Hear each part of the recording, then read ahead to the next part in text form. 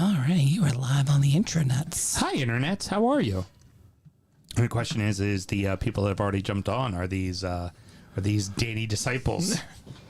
I don't know. We got one on YouTube, one on Kick. Nice.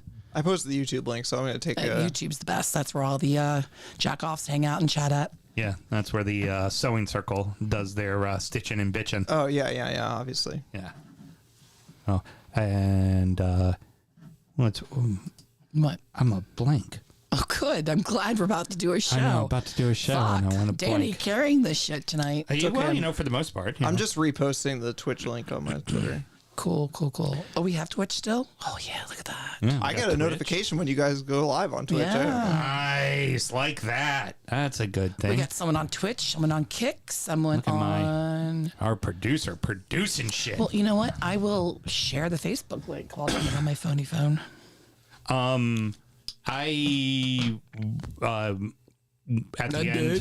the end, I do my normal any parting words for Mr. Graham. Feel free to open the jar that was the World Cup draw, and Sure. and Is FIFA the cunt of the week? and our esteemed leader doing his best dad from A Christmas Story. It's a prize! It's a prize! It's a wonderful prize! Jesus. I'm a winner! Yeah, that's we have to do it because I mean, if you didn't have nuke codes, it would be funny. Because it directly involves footy, so it has to be talked about. And it's not even necessarily him that's the cunt. It's FIFA. Oh Always my God. disappointing. I can Always talk about it forever. always disappointing. That is what they love to do. That is their absolute favorite. So, producer Mel, whenever you are ready to rock and roll, let's do it. Give me a second.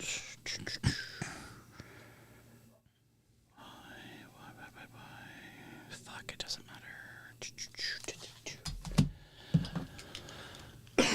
Okie dokie. Let's see. Anyone sounding off? Nobody's saying anything, so we'll just go start the show. I'm glad I tested. There we go. Start recording.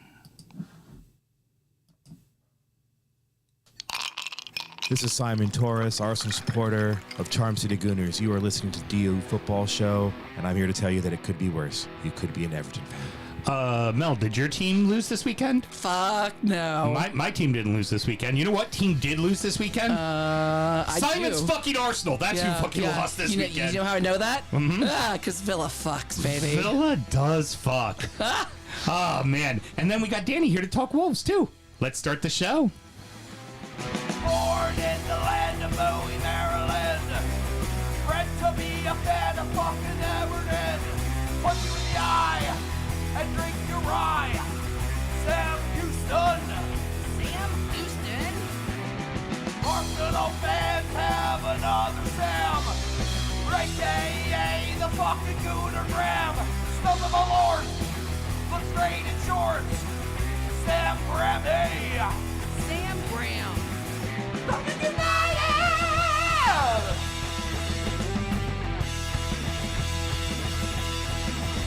Fucking United!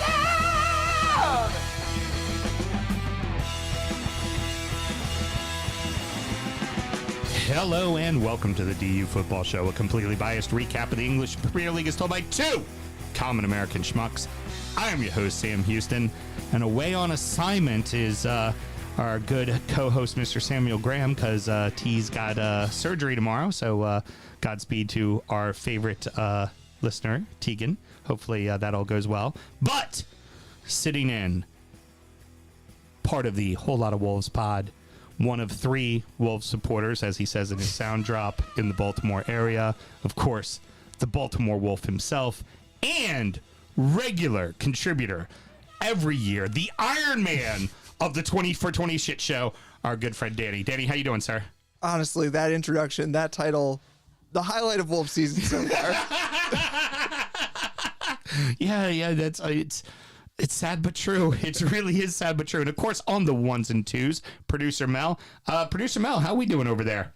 Oh, I'm doing freaking great. I wonder why. Went to Philadelphia for the weekend and watched the game on my phone. And anybody that I thought was a soccer fan, I'm like, hey, did you see that Villa beat Arsenal? Just running around the city. Yeah. Going, Villa supporter. You have an English accent. I literally, to a guy, you have an English accent. What's your team? West Ham. Hey, Villa, we beat Arsenal. Just one, and then she'll be like, I mean, I don't know about footy. The hell you don't. It's fine. Yeah, it's fine. Yeah, it's whatever it is. And the good thing is Mr. Graham somehow conveniently makes sure he's not here when it's time for him to do a shot of Malort. We're recording at the DU Public House just outside the nation's capital. You can check us out wherever you get your podcasts, and of course, streaming live every single Monday night. Should you want to chat with us, there is many ways that you can. Danny, tell the good people how they can get in touch. DU Football Show on all the socials, dufootballshow@gmail.com, and Only Bears on LinkedIn. There we go. Love it, love it, love it. And how about that? Were you doing it the whole time going, don't say a whole lot of wolves, don't say a whole lot of wolves, don't say a whole lot of wolves, don't say a whole lot of wolves? Yeah, luckily I don't do like the call out for the socials on the show. So I was not that close to it, but I did have the Only Bears joke queued up because that's the only running bit I have on the show. I love it. I work in the wine and spirit industry, but you know what? Danny used to work in the wine and spirit industry, and we both have a deep, passionate love for all things distilled spirits. So as the red-blooded Americans we are, we vow to have a drink in our hand throughout this show and every single show. What are we sipping on tonight? Tonight, sipping on the Glenmorangie. It's a 16-year, the Nectar. And you told me something about the barrels that I've already forgotten because I'm a Luddite. So Nectar, it would be Nectar d'Or, which would reference Sauternes barrels. Okay. So dessert wine from the Bordeaux region of France. Essentially, you take a grape and it has a noble rot to it, so it's an okay mold. Mm-hmm. What that does is it gets all the water out of the grape, makes it very small and very concentrated, full of juice. Very expensive because you're getting rid of all the damn water and you're also waiting for a certain period of time for that mold to set in as well. Glenmorangie will not say this, but they are owned by Louis Vuitton Moet Hennessy. They own Chateau Yquem. Chateau Yquem is the exclusive primo top of the fucking food chain Sauternes in the market. They use Chateau Yquem barrels. They don't say it, but they use Chateau Yquem barrels. And it's a wonderful honeysuckle, nice, easy drinker. I wanted to do whiskey without the E tonight. I wanted to do something Scottish just because there's a chill in the air. Yeah. But I didn't want to necessarily do something super peaty. No. So what do you think, Producer Mel? I really like it. It's not too hot. It's a nice sipping whiskey. And I do like a little bit of sweetness, but not overwhelming. Mm-hmm. And Danny, I know you're not a massive whiskey guy, but what do you think? Yeah, spot on. Same as Mel. I'm like, I appreciate going low on the peat, appreciate going low on the fire. And yeah, a little bit of sweetness is nice. And yeah, I'm going to be enjoying this the whole time. Yeah, who doesn't like honey, right? Like Yeah. honey always tastes good, especially the Only Bear. Honey, honey. Ba, ba, ba, ba, ba, ba. All right, and what else should we always do, Producer Mel? Remember to drink legally and responsibly. Very good. Cheers, kids. Let's have a... Ooh. All right, we're just going to rip the fucking Band-Aid off. Speaking of which, Taylor Thompson checking in saying Danny seems to have a lot more gray hair than he remembers. Wolves must be a hell of a drug. That it is. All right, we open not necessarily with the match, but the club. Most neutrals have kind of thought Wolverhampton may be in a struggle, but not to this level. And frankly, I just want to do a wellness check, buddy. That's fair. Manchester United 4, Wolverhampton 1. We'll talk a little bit about the match, but really I kind of want this to be more of a bigger discussion of Wolves itself. Like I said in the intro there, I think we all thought they'd be like 16th to 18th and fighting in the relegation battle, but not epically bad. Like, could possibly be one of the worst teams in the Premier League history, kind of bad. That's how bad it's going right now. And in the match itself, it looked like you guys had some fight. Like the first half, it was there. You're not even in the second half when they started to get away with the game. It wasn't like your boys weren't running. It wasn't like they weren't trying. It just the pieces just aren't fucking there. Yeah. Well, the first part that you said about the expectations about being around 16th or whatever, I think that was my prediction on your opening show. It was. And I think that you could almost clip that word for word and assume that our owners thought that too. That, you know, we're going to be down there, but it's really not going to be a problem. There's always at least 2 really bad teams that come up. And there's always one other team that's struggling with you. So we're not really going to have a problem here. Yeah. And they didn't account for the possibility of just completely falling apart as you're building the ship. or the fact that like Sunderland is fucking killing it. Like they are absolutely exceeding expectations, and Burnley's in the drop right now and Leeds are just above the drop, but both teams have fight. Yeah. Like it ain't any, especially if you're going into Turf Moor or into Ellen Road, they're going to give you a tough match. Yeah. Like it's not going to be easy. And I mean, everyone seems to be walking into your building and easily getting 3. Oh, yeah. You know, I look at like our match earlier in the season that was 3-2, Yeah. and it never felt like it was in question. Yeah. Like it felt like Everton were in control. Like the score line says otherwise, and you pushed at the end, but it was like Everton walked away with the match. Like that just, and it's been kind of feeling like that a lot. And we'll get to the owners in a second, but you kind of look at the team as a whole and it's like, yes, the players have to produce, right? But it's kind of hard to blame the fucking players. Right. And then you look at the coaches and it's like, it's kind of hard to blame Vitor, and it's really kind of hard to blame Edward. Like, it's all the owner's fucking fault, man. It's completely the ownership's fault, right? Yeah, pretty much. So it's like, I know you've kind of like invited me to like do as deep a deep dive as I want to do, because we're going to spend as much time as we want on this. Yes. It's going to be so hard to keep these thoughts organized. So that's fine. yeah. I'll bring you back if I think you've gone there's somewhere. so many elements to this, and I think a lot of it is the fact that I think Wolves fly under the radar in general. So like even when Wolves were doing pretty well after they got promoted to back-to-back 7th place finishes, I think obviously there's a bit of fanfare for a team coming up and finishing 7th and going to Europe, definitely. But then when I watched other teams come up and the sort of like attention that they got, I'm not like particularly bitter about attention. I don't particularly care about like having the stories, but it's more that like I noticed that like in terms of the British national media, there's not like just a ton of conversation about Wolves, whether it's good or bad. Right. And so then when it does come around to like, oh, this Wolves team isn't very good, the easiest story to write is like, oh, well, this fucking Gary O'Neill, like who the hell does he think he is or whatever. And like, look, plenty of managers have had their deficiencies. Plenty of players at our club have had their deficiencies. But the obvious through line is just like year-on-year decline of selling good players, bringing in ones who are like kind of okay, or maybe like a younger version of that player that you just sold who might end up being as good as that player, but then may or may not pan out.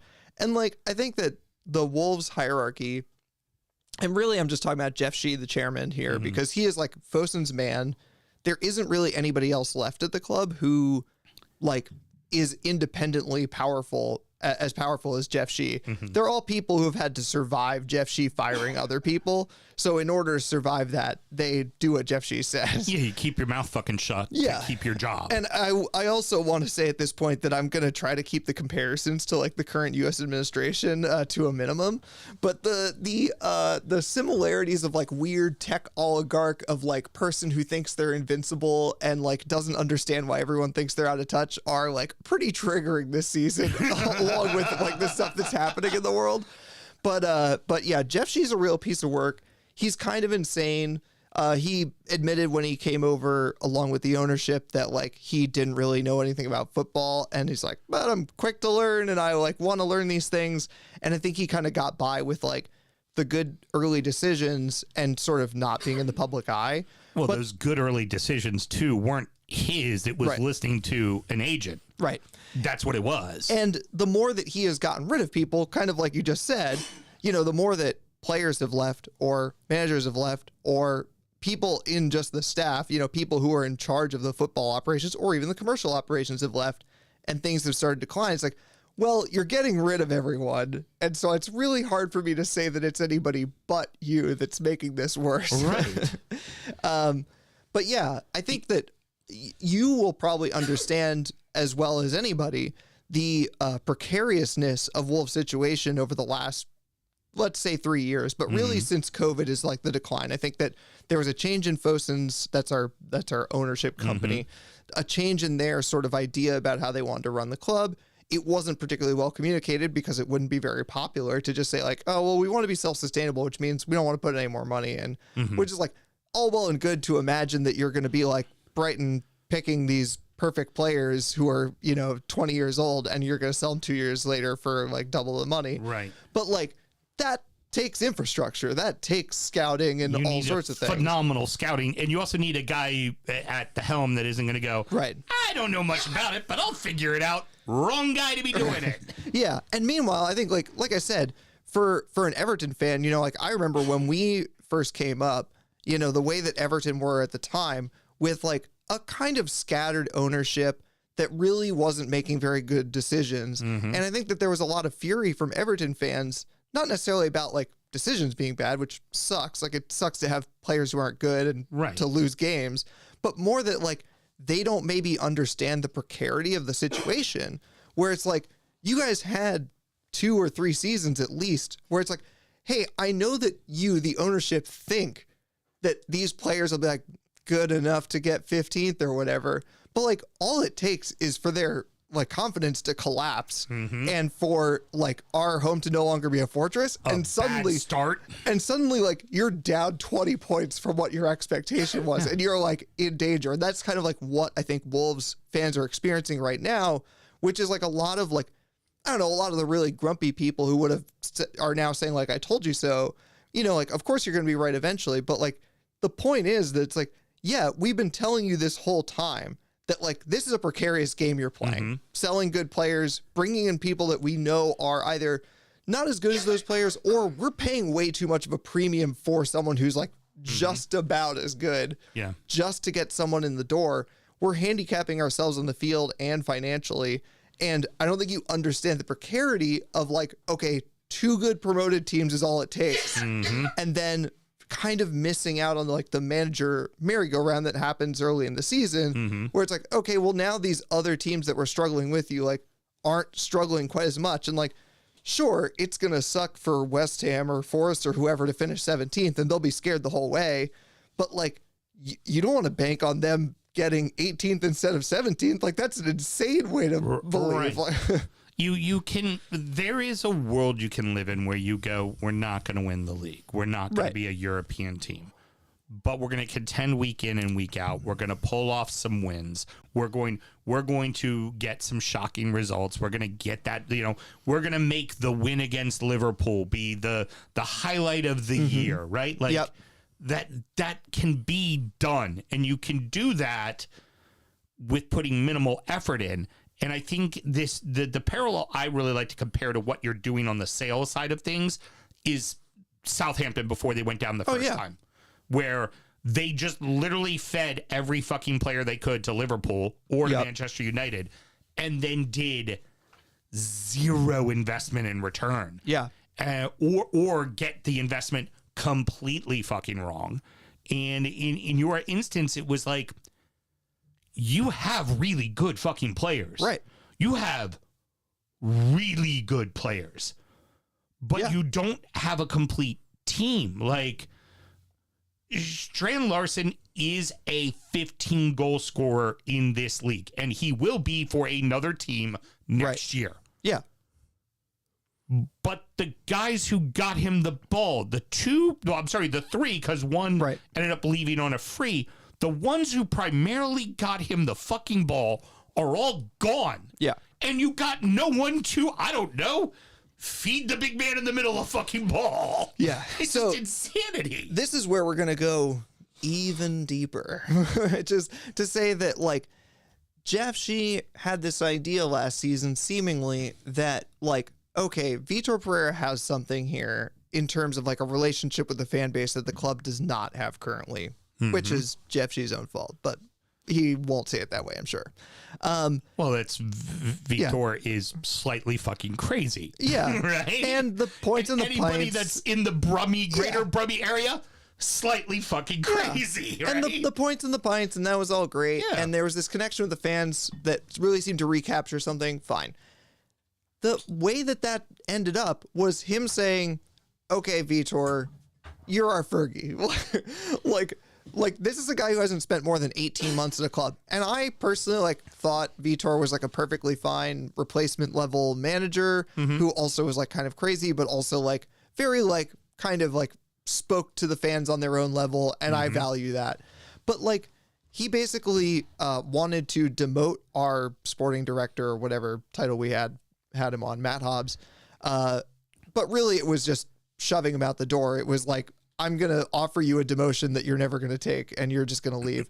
And the purpose of that was to bring in Vitor's friend who he'd worked with at Al Shabaab, Domenico Tetti, who like is really not a seasoned sporting director. Like this is a guy who's more friends with Vitor than he is like a sporting director. Right. And like when you're in that kind of job, it's all about like the connections that you have, the friends that you have in the business who you can like get a deal out of. And so we basically like ripped up our recruiting structure for this manager to sort of like direct. Domenico Tetti was not so much a sporting director as he was a liaison between Vitor Pereira and like the recruitment team. And it's just like, this is, and everybody saw it at the time. All the fans were like, this is not a good idea. Like, even though in this moment, after 6 wins straight, like we love Vitor, don't do this. Well, very common in sports, all sports across the globe, is your general manager, your president of operations, whatever that person is that handles personnel decisions, and the head coach shouldn't fucking get along. Right. They shouldn't like each other. It should be that person going, these are the pieces this club needs. Yeah. This is what we need. And you, as a professional fucking coach, are going to make it fucking work. Right. And then they are to sit there and bitch and moan about the one thing they want. So eventually that executive gives them the one thing they really want, not the 10 things they really want. Yeah. There has to be this conflict. And if it's a yes man, it's one of fucking Vince's boys in Entourage. Yeah. They're just going to say yes to him. Like, Yeah. And then on the other hand is like the stuff that you know about, which is the Jorge Mendes stuff. You know, the more I sort of familiarize myself with this or re-familiarize, I mean, it comes up every so often. But there was a really good article that got put out around the time that Fosun took over, I think. Certainly while they were still in the championship. And basically this pointed out that like Fosun's relationship with Jorge Mendes predated their buying Wolves. So like Fosun had this stake in Jorge Mendes' agency Gestafoot before they owned Wolves, and their ambition seems to have been to like be involved in the player trading market because that's a place where you can make money. And then they're like, how do we do that? We'll buy a club. And like, I'm probably vastly oversimplifying, but the point is that like, keep it simple. But their I relation, know our listeners. their I know relation, me. their relationship with Jorge Mendes is much more complicated than like, oh, we really like this guy and he gives us good deals. It's more like we own 20% of his company. We get some money from what he's doing regardless. And so like anything that he offers us is probably in Jeff Shee's mind, like discounted. Like, oh, well, Jorge Mendes is making money off of this. That goes to Fosun. So like, even if the sticker price is a certain amount for Wolves FC, like in terms of real money that we're spending, it's actually a little bit lower. So like a weird example of it is we brought in this guy from Celta Vigo, Fer Lopez, who seems like a really classy, sort of number 10 style. Like he's physically stronger than a lot of guys who would come out of La Liga. He played with Jurgen Strand Larsen. That seems like great. He's 19 years old.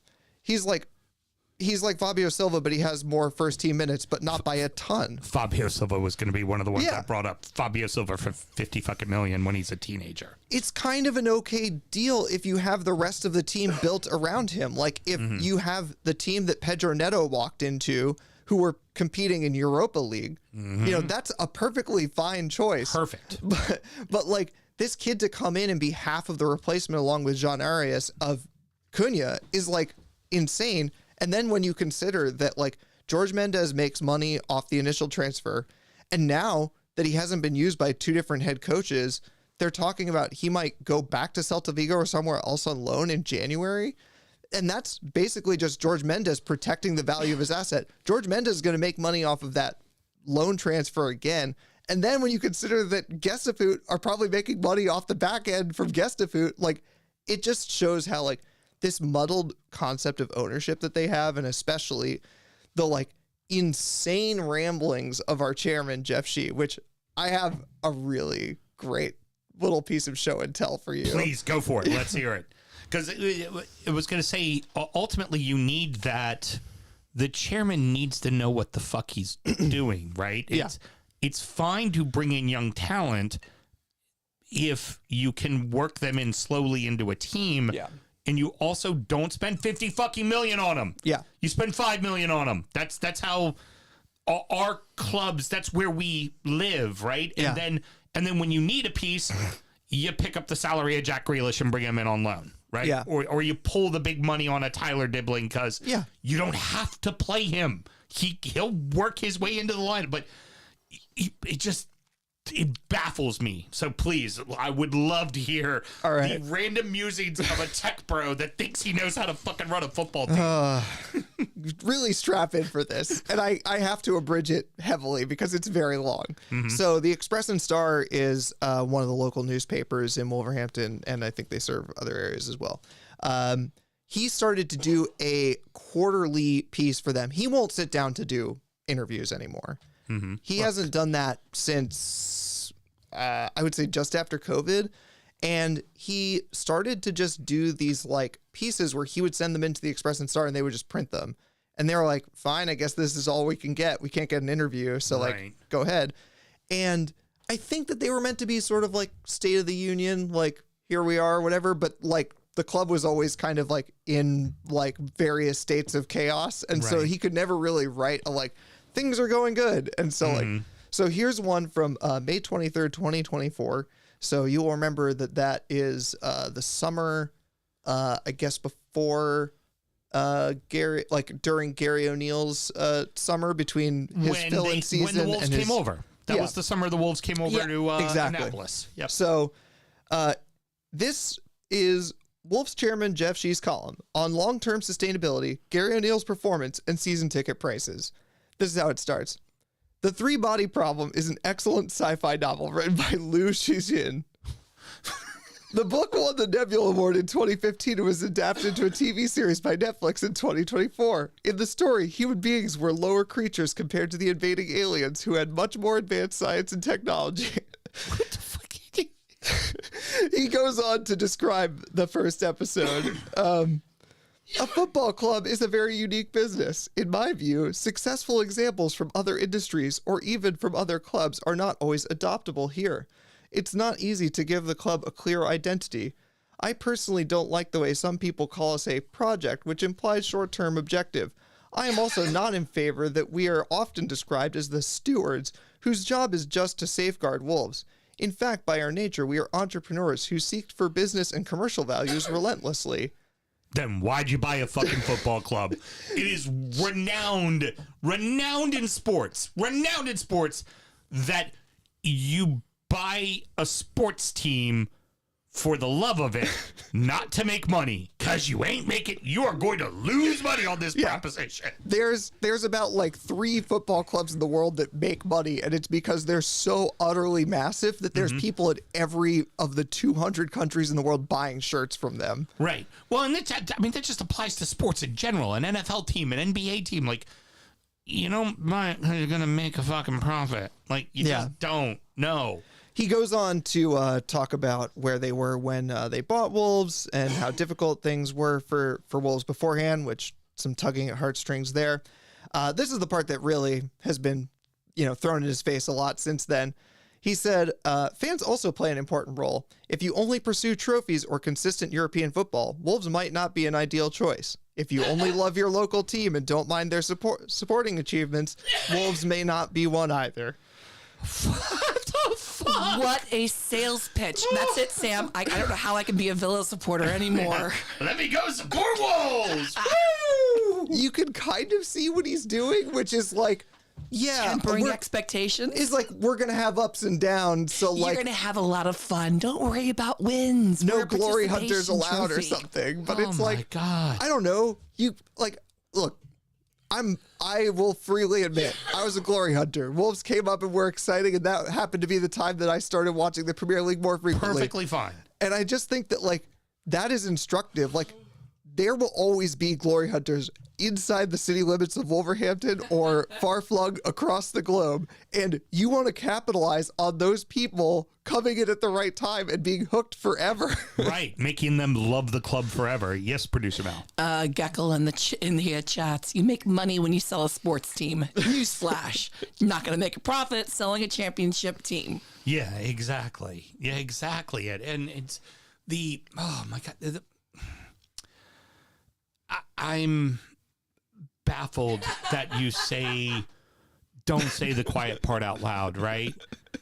Because the answer is, you know, we're going to survive. We're going to stay in the Premier. We're going to stay in the best league in the world. Yeah. And we're going to always aspire to be in Europe. Yeah. That may not always happen, but we're always going to aspire to that. Yeah. And fucking it happened for Leicester. Why the fuck can't it happen for us? Yeah. And that, especially the fact that Leicester did what Leicester did. Every football club that isn't one of the big six should be like, they fucking did it. Yeah. All it needs to be is the right year. And at the start of the summer, when that first kickoff happens and you start the season 5-0, go, why not us? Yep. It could be us. Like, it could Yeah. be, like, don't, like, you know, there's going to be ups and downs. You're going to have to just deal with it. And we're not always going to be good. The backdrop of those comments were that they recently hiked ticket prices like pretty substantially, season ticket prices, which I think a lot of people have pointed to one of the reasons that Molineux has been not nearly as rowdy, and also that like protests have been hard to get started because like a lot of the, I don't know, like salt of the earth people who go to sporting events Can't afford a ticket. aren't there anymore. Yeah. And like, I don't know, this is like a whole like US UK difference thing, but like there's a bunch of stuff in there that was just like, again, insane own goals. When I talk about Jeff Shee being an insane person, I think like a lot of people always want to cast him. It's just like kind of human nature. Like, oh, Elon Musk has a bunch of money. That guy must be so fucking smart. And it's like the same thing with Jeff Shee, where it's like you assume, especially a corporation, Right. they must be so focused on numbers. The only thing they can do is make money. They might make some heartless decisions, but they're going to make money. And I'm like, no, they're also idiots. Yeah. Because like at the time, they hiked season ticket prices pretty substantially. And one of the arguments in that article was like, we're benchmarking against other teams that we feel like we are in the realm of. And he literally listed them. And it's like, we're benchmarking against teams like Villa because of like stadium capacity and recent sporting achievements. And it's like, what the fuck are you talking about, dude? Like Villa barely stayed up and now they're above us. Like, how do you relate these two events to where Wolves are right now? Hey, fuck, Villa are in the fucking title hunt. Yeah. Well, like, Like, in the fucking hunt. Shh, don't tell anyone else. the We're keeping that a secret.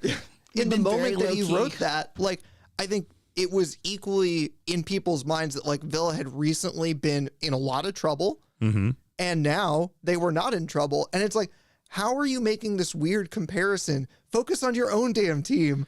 Like, what are you doing, dude? And they have been able to, with the financial constraints, Yeah. they've loaned in for the right people, right? You think of like, you know, Rashford, it's Sancho, guys like that. Are they really necessarily great for them in the league? No. Yeah. But they've played Champions League. Right. And you use them on that, and they cost you less money. Yep. Right? You're able to make those moves. You do the hard sale. You sell the Jacob Ramsey, right? That you didn't really want to sell as a homegrown, but you make that sale and then you invest it in the right fucking spots. and Yep. you're savvy and you have people that know where to find little gems that can Yep. fit into your team, and that team is fucking second in the fucking Europa standings Yep. and third in the fucking league and just beat the first place team. Like, Yeah. you can do it, right? You can absolutely do it. And I think that's what Newcastle has learned, because Newcastle threw a bunch of money at it, got in the Champions League, and then went, oh shit, we can't spend any money, fell down the table, right? And now it figured out what is the balance. Well, and that's another great example, kind of like I said with Everton's recent pass, is like, you know, Newcastle before the new ownership, say what you will, but like Newcastle, you know, we're very much in that same place where it's just like incredibly like almost delinquent ownership, where it's like the fans are just tearing their hair out saying like, you don't know, you're playing with fire here. Right. Like, you think that you're being a You're smart businessman begging for this to go wrong. Yeah, by being cheap, but like you're begging for it to go wrong.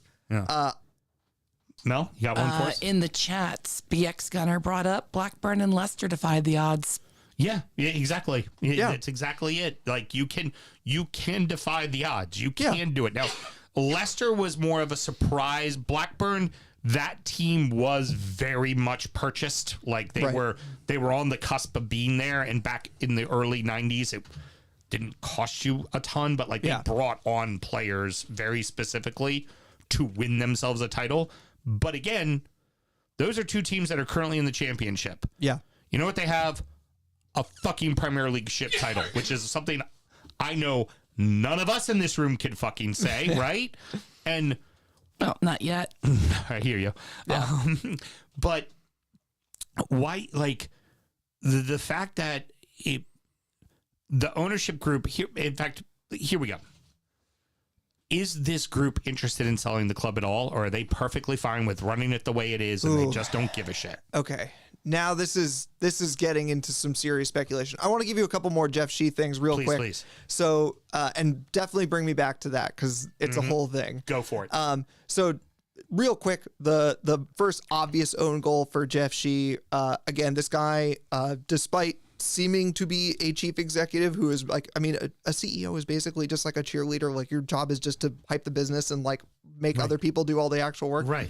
He did an interview in-house, of course, at the end of the transfer window. So, you know, we're 3 or 4 games in and haven't won, as you can imagine. And first question, very obvious, you know, how do you think our transfer window went? And first thing out of his mouth, I think it was a good window. And it's like, I can tell you, I have posted that clip of him saying I think it was a good window basically after every single game that we played. And it's just like, how big of an idiot do you have to be to see like the season that we had last season with the players that we had and the sales that we then had? And like, even if you feel confident, we've recruited gems that nobody knows about. No one's going to see this team coming. Even if you feel confident in that, I'm never saying those words, because if I'm wrong, people are going to clip it up and post it every single time. Well, you look at like Andre and Yao Gomez, right? Like, Latin, obviously this year they haven't been in tune, they haven't been doing well, but for the last couple of seasons, low key, one of the best midfield pairings in the fucking league. Oh, yeah. Right? Like that fucking good. Like really, really good. And they are going to be people that other clubs poach. Oh, yeah. I wouldn't be surprised if people came for them in January. I will to not try be to put surprised at all. in. And then you look at like, you know, some of the signings haven't worked out. The cat who was so incredible on defense that you got in January last year. Agbadou, yeah. That has been a disaster so far. Like, I mean, those kind of things happen, right? Yeah. But just the team's fucking baffling to me Yeah. because there's pieces. Yeah. The team's decent. They've way- got good players. Yeah, the way I describe it is like most of these players, there are a handful, and I don't really like beating up on players. I'm not going to name names, but like there are a handful of players who are like, these players aren't really good enough, and that's not their fault. They were brought in, like they're not good enough. Right.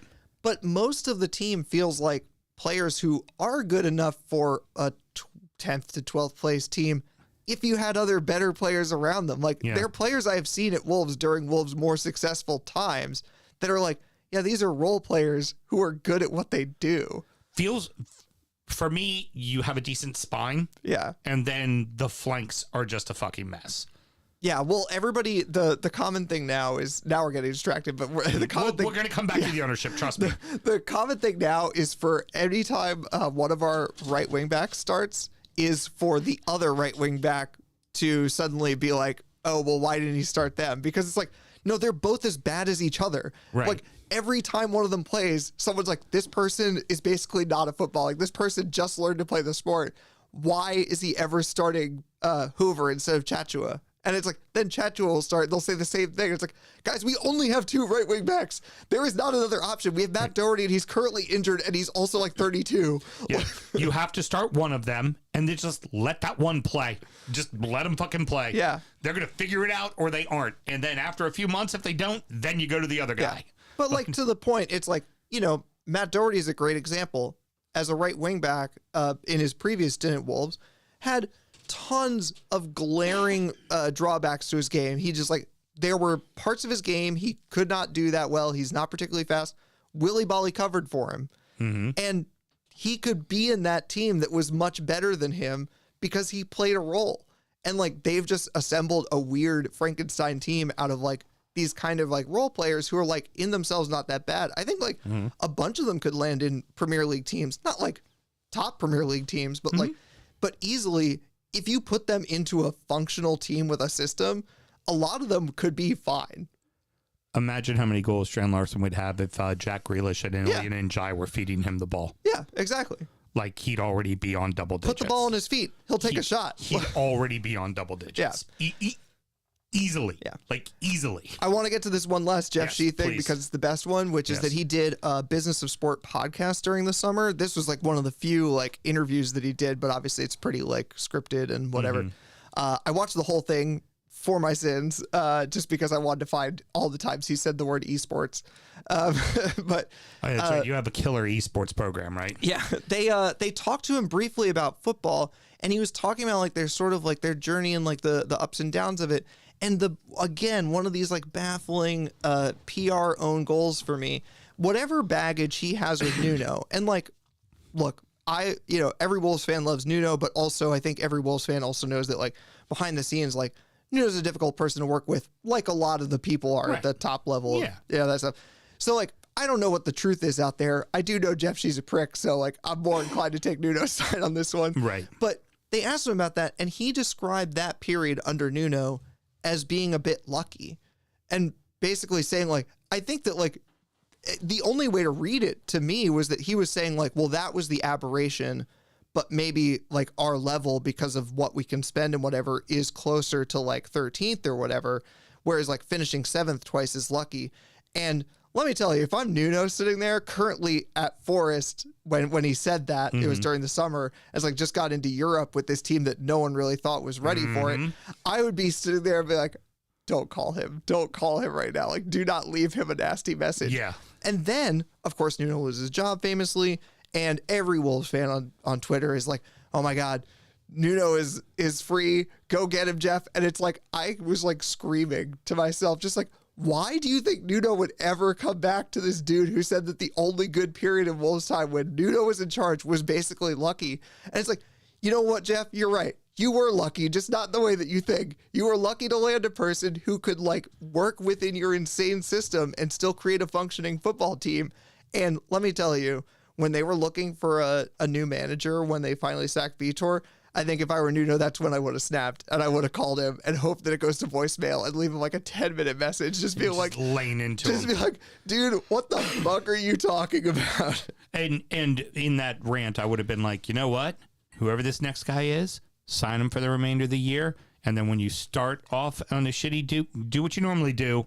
Give him the vote of confidence, a 5-year deal, and fire him 2 weeks later so you can pay him off. Let him walk. Like, they've done that twice now where they just pay, like, he's our guy. Contract extension. Less than a month later. Out the door. Again, how many times can you say like, oh, that was our old sporting director who made that terrible decision? It's like, well, you've hired the last 3 sporting directors and they've all made these terrible choices. So now let's talk about the ownership, Yes. and I will try not to take too long because I actually don't know that much about Fosun. They're like a crazy multinational conglomeration based in China. They mostly do like pharmaceutical and real estate and all sorts of things. So this is like they have like this one little sports section, which is mostly just Wolves FC, but it's like under this umbrella of like their Wolves Sports Group or whatever, which also, of course, houses their esports venture, which uses the Wolves logo in various ways. So there's a lot of questions about like whether they would actually be interested in selling because it might entail them having to give up that logo. Now, I find that to be a little bit dubious. I'm not like clued into esports, but I just feel like if even they're like a top 30 esports team, if you're like up there, like esports teams rebrand occasionally, and it would Constantly. really not be that hard to me to like change the name to something legally distinct, but still use pretty much the same colors, and no one would care. And esports pretty much live and die off of advertisement. Right. So whoever the sponsor with the most money is coming, be like, I'm eBay now, baby. Yeah. Like whoever gives you the money, that's who it's going to be. They have plans allegedly to build an esports arena. Fosun do. Okay. For some number of tens of or hundreds of millions of dollars. Meanwhile, Molyneux like can't get a paint job. It's just like it's all very bizarre. My understanding of their stance on sales is that like they would always be interested in selling it, but their price is always extremely inflated. Yeah. They're gonna like- want to profit. Yeah, 400 million, please. And people are like, no. Do you think then that the league could ultimately step in and be like, you're just not good stewards. It's time for you to fucking sell. Because they've done that before where they're just like, okay, asshole, time to get rid of the team. I mean, unfortunately, I think that like we are at the level of like that has to be in the conversation. I don't know. It's kind of like the whole question about like, you know, will Wolves double dip? It's like, I don't want to predict anybody's going to double dip, but also we're so mismanaged at this point. I really can't rule it out. So like it has to be in the conversation. All right, now final question, and then you get your final words. Which flavor are we doing over here? Because you did lose a fucking game, and you're not getting away without doing a shot of Malort. Yeah. You're going to make me do like 14 of those. You want to do OG, barrel aged, or pumpkin spice white girl mistakes? Oh my God. Don't give me the pumpkin spice. Just do the barrel aged. Barrel aged. I think I did regular last time. Alrighty. This one goes out to my boy Todd in Minnesota. Big Malort fan. Mm-hmm. I always find He's probably not listening. I always but that's find fine. pleasure in there's the people that are, you know, that most people it's like, oh, it's the punishment, and then you see the Midwest people. And Yeah. they're like, oh no, this is the victory shot. Especially Chicagoans. That's what They're they like- do. When Wolves win, they do a shot of Malort. They haven't had Malort since April. Yeah. Where us, it's the other way around. So parting words as you do your shot of Malort. I hope that Fosun have sold Jeff Shee down the river by the next week.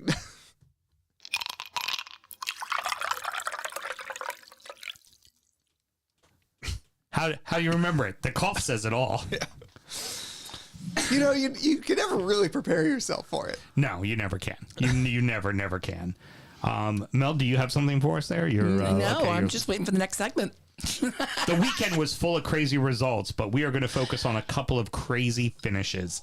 Villa 2, Arsenal 1, Leeds 3, Liverpool 3. Cagey match for the most part with Villa and Arsenal, and it felt very much like a match where both teams were going to be content with a draw. Like it was Arsenal knew they could lose. They've lost in that building before. Make sure we don't fuck it up. We're missing our two primary center backs. Get out of this thing with a draw. And it felt like Emery's idea was just, look, don't overdo it. Keep them at bay. They're fully capable of still scoring goals on us. Let's just see it out and get a draw. And that's how the whole thing played out till the very fucking end. Right. That's what Buendia does, dude. It's what Buendia does. Well, first off, great goal from Cash, and that was a missed assignment on the back end by Arsenal. And it's, the defense is down to like the fifth, sixth, seventh guy, and those are guys who've played in the Premier League when you look at somebody like Ben White, but it's just like you could tell that if you're smart and methodical about how you do it, you can get at that defense. And that's exactly what Villa did. I'm going to keep bringing it back to Wolves occasionally because It's what you fucking know. And besides, and also I don't have the ability to watch other games at this point. I've done my research for the show, but I will say that if we had the number of injuries to our back line that Arsenal did, you'd start seeing members of the coaching staff on the field. Yeah. I do not doubt it. yeah, of course. And besides, if Graham's going to come in here and do pro Arsenal agenda, by all means, pro Wolves agenda is perfectly fine, Danny. I mean, how pro can it be? I mean, you got 2 fucking points right now, but it can be pro. And then, of course, what you have seen this whole season, Arteta's subs make a difference. And Trossard gets the goal. And like I said, it just seemed like it was going to be all said and done until the very end. And this is, I would say, if Graham was here, I would say the very end of that match, that's the first time you really missed Gabriel and Saliba. Yeah. Because that Should ball I is call him? bouncing around. I mean, you can see if he answers. I mean, that's he a might little answer. cunty of me, but I feel like it. Yeah, see if he answers. I'm good for it.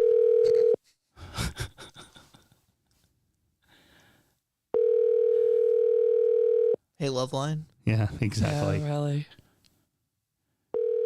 I don't think he's going to answer. Yeah, he might be feeding the kids. Let me riddle me this: if he picked up, would we hear the smoke detector chirp in the background? Is he that kind of guy? He is that PG County, Yeah, yes, definitely. I can say that because I'm from PG. Yes, definitely would. Ironically, Definitely his wife would make her furious. Oh yeah, well, because she's Anne Arundel County forever. So all right, all good. That it felt like in that moment, because it was this comedy of errors, and it was just like, I guarantee you, as Gooner supporters, you're just like, kick the ball up the field. 'Cause Yes. one ball that goes 40 yards, and the rest, the whistle's in the mouth, and the game's over. Right. And they just couldn't do it. And Mel, I'm not sure if you saw that Villa put this up, but they did that whole thing to My Heart Will Go On. Oh yeah. And Buendia hitting the ball going to the back of the net is right into the "You're here."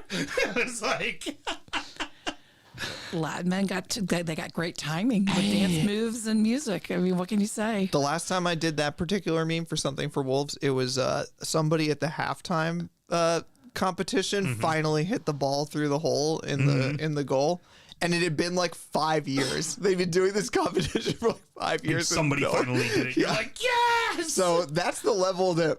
So if Jeff Shee is listening, the benchmark for Villa versus Wolves is the guy kicking the ball into the hole in the thing, Right. Versus Emi Buendia beating Arsenal. Right at the death.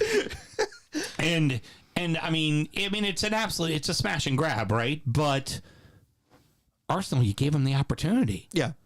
All you had to do was get the ball out of the box, and the whistle's blown, and you couldn't do it.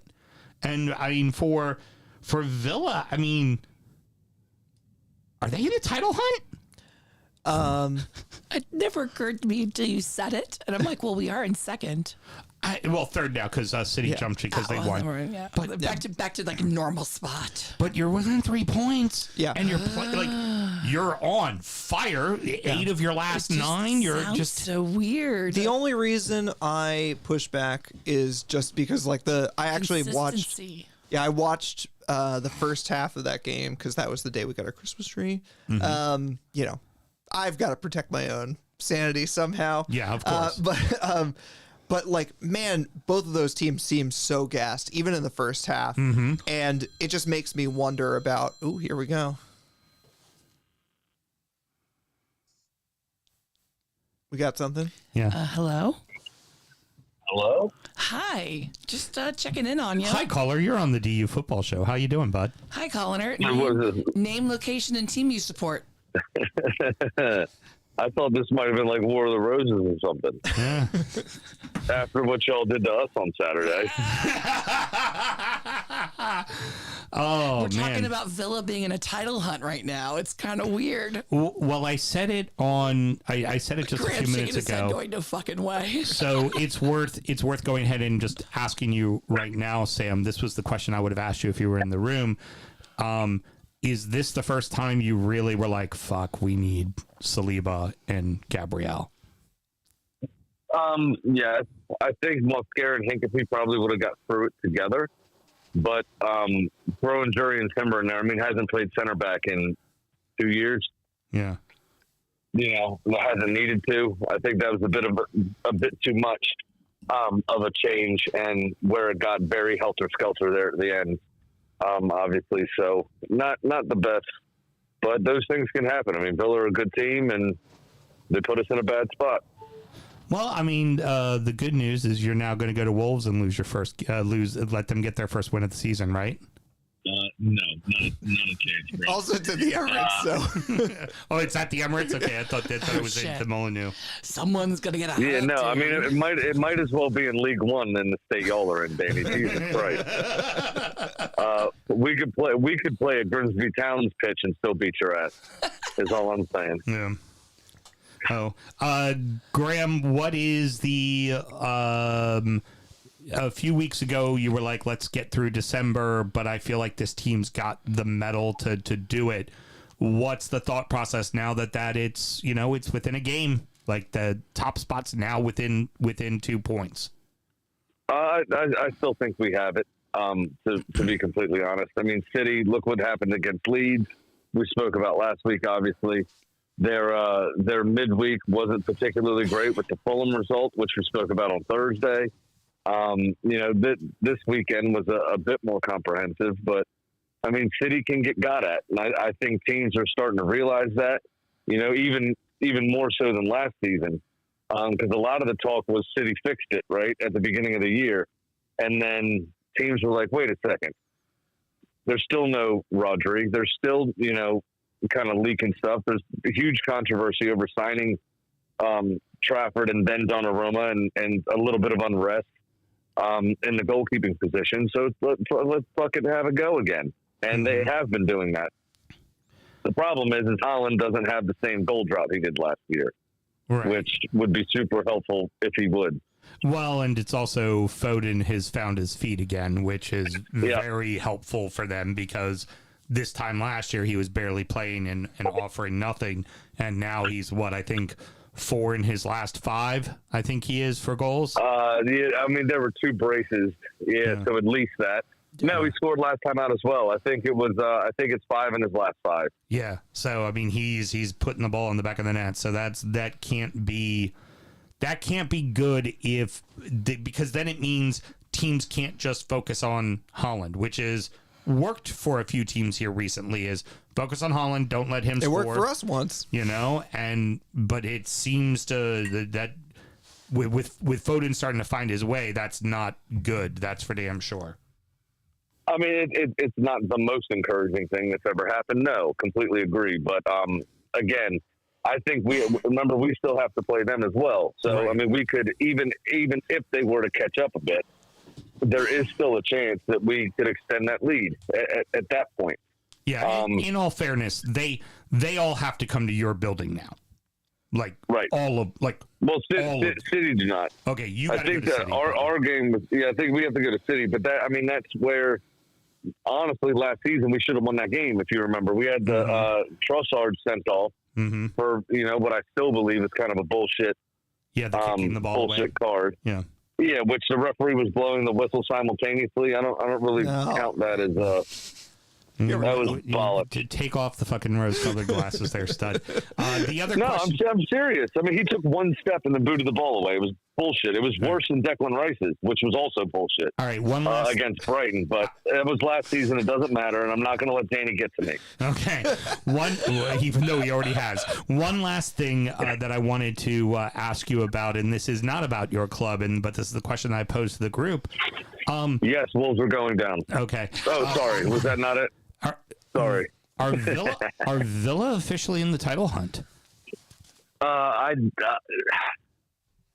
I get nervous saying yes only because of what happened last year with the fixture congestion and how they ended up needing to fuck some stuff off.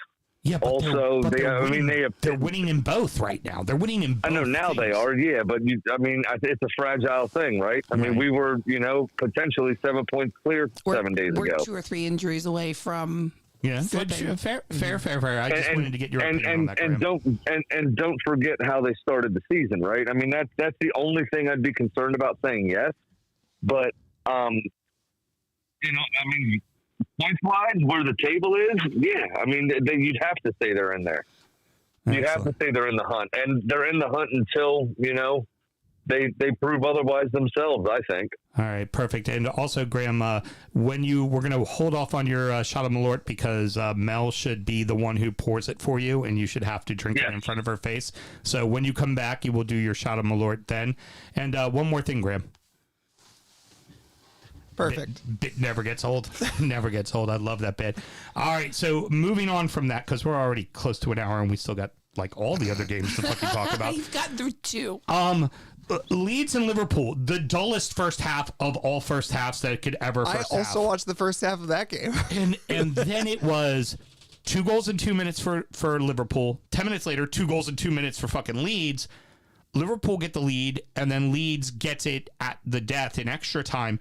But the bigger story in that regards, because really the game isn't what we're going to talk about here. It's going to be the comments and what's going on with Mo. But like Liverpool fucking capitulate again. Yeah. Like even when they started the season 5-0, it was 3 of those games they gave up fucking leads. Yeah. Multi-goal leads. Yeah. Like it never felt convincing at the beginning, and now it's a glaring problem. Like in January, they need to back up the fucking Brinks tanks at fucking Crystal Palace and go, give us Gay now. or they better have the option. They better know who the fuck they're going to get, but they need a ready-made center back to take Konate out of the lineup right fucking now. Yeah. Because I guarantee you Van Dijk's play improves with a younger, faster center back next to him, right? Yep. He needs someone, he'll know what to do. Even though he's aging, he's still a very fucking smart player. He wears the captain's armband for a reason. He's good at what he does. As much of a cunt as he is, and as much as I fucking hate him, he's good at what he does. Yeah. And he just needs the right partnership. And I feel like the wingbacks get figured out if the center pairing gets figured out. But they're just rolling over for fucking everybody, it seems. Yeah. I mean, in a weird way, like the way that they've capitulated a few times feels very relatable because like currently, I think like, as I've said, I think like the players at Wolves are at least some of them potentially like better than what the points tally shows. But like if a goal gets scored against us, we turn into like a Sunday League team, like a team of people that have barely played together. And Liverpool, obviously on a much higher level than us, like has this weird ability to like, they will concede a goal and then just like look like they have lost all semblance of a plan. Yeah. Like it's obviously not like a total collapse in the same way, but it's like, you will see them just like turn into like, I would say like a very average looking team. It's like, yeah, this would be like a really good mid-table team. But like for a team that's trying to compete for a title, you're like, whoa, what is happening when you concede a goal and suddenly like everything looks different? And honestly, it makes me like slightly swayed towards the, like the little think pieces that have been done about like the potential effect of Diogo Jota's passing, because like it's been talked about a lot on this show. I mean, like that has an effect on these. I mean, guys. certainly, like I don't know anything behind the scenes. Maybe the manager is a problem. Like I don't know, but like you have to start looking at those like kind of like psychological things where it's like, okay, what's going on here? Because like this is a team full of like elite talent, and like you should not be like conceding a goal, especially to like a newly promoted club. No offense whatsoever to Leeds. I wish I were having your season, but like and being like and having any thought other than like, okay, but we're Liverpool and we still have a 2-goal lead and we're gonna still fucking win this game. Right. That should just be the automatic attitude, and they seem to have they're bereft of all confidence in that regards. Like Yeah. they give up a goal, it's like, oh fuck, like really big time. Now, the I want to talk real briefly about Leeds, and then I want to go into obviously the Mo Salah and Arne Slot situation. For Leeds, 3 matches ago, you were wondering about Farke out. Like Farke's attitude was, "Hey, we're 11 points at the third through the season. We ended with 33 points. We're fucking safe. Stop it, right?" Right. And people didn't like that. We want to see some. And then they lost a few matches, and they gave up a lot of goals in those matches. 3 matches, they played City, Chelsea, and Liverpool. They went 1-1-1. Yeah. They scored 7, and they gave up 7. Yep. If you shoe on your foot, Yeah. you'd be fucking losing your mind right now. I'd be losing my mind right now. I'd be happy as hell with that. Yeah. Well, and I mean, from my personal specific perspective, like last season with Wolves, I got really into like looking at like just the sort of like the remainder of the schedule and what does the math say in terms of like where can we get points. And like with this, it's like, okay, well, those points against Liverpool and Chelsea, whatever, like those are in the bank now, and you don't have to play that fixture again. Yep. And like that means that there is less pressure on the next time they play Burnley or Wolves or West Ham or whatever, like a team where normally a newly promoted side would be like, got to get points there. It's like, well, we got that point from Liverpool, so like we're a little bit better off than we would have been. It's like, I don't know, I like not to be like a classic bean counter in that regard, but it's like, I don't know, if I'm Daniel Farke, I'm like doing pretty good actually. I've been doing that for the past 3 seasons with Everton. Looking at the minute you get to February, who do we have? Like, I very specifically remember our match going, this is mutually beneficial to both people for a draw. Yeah. What was our game? A boring ass draw.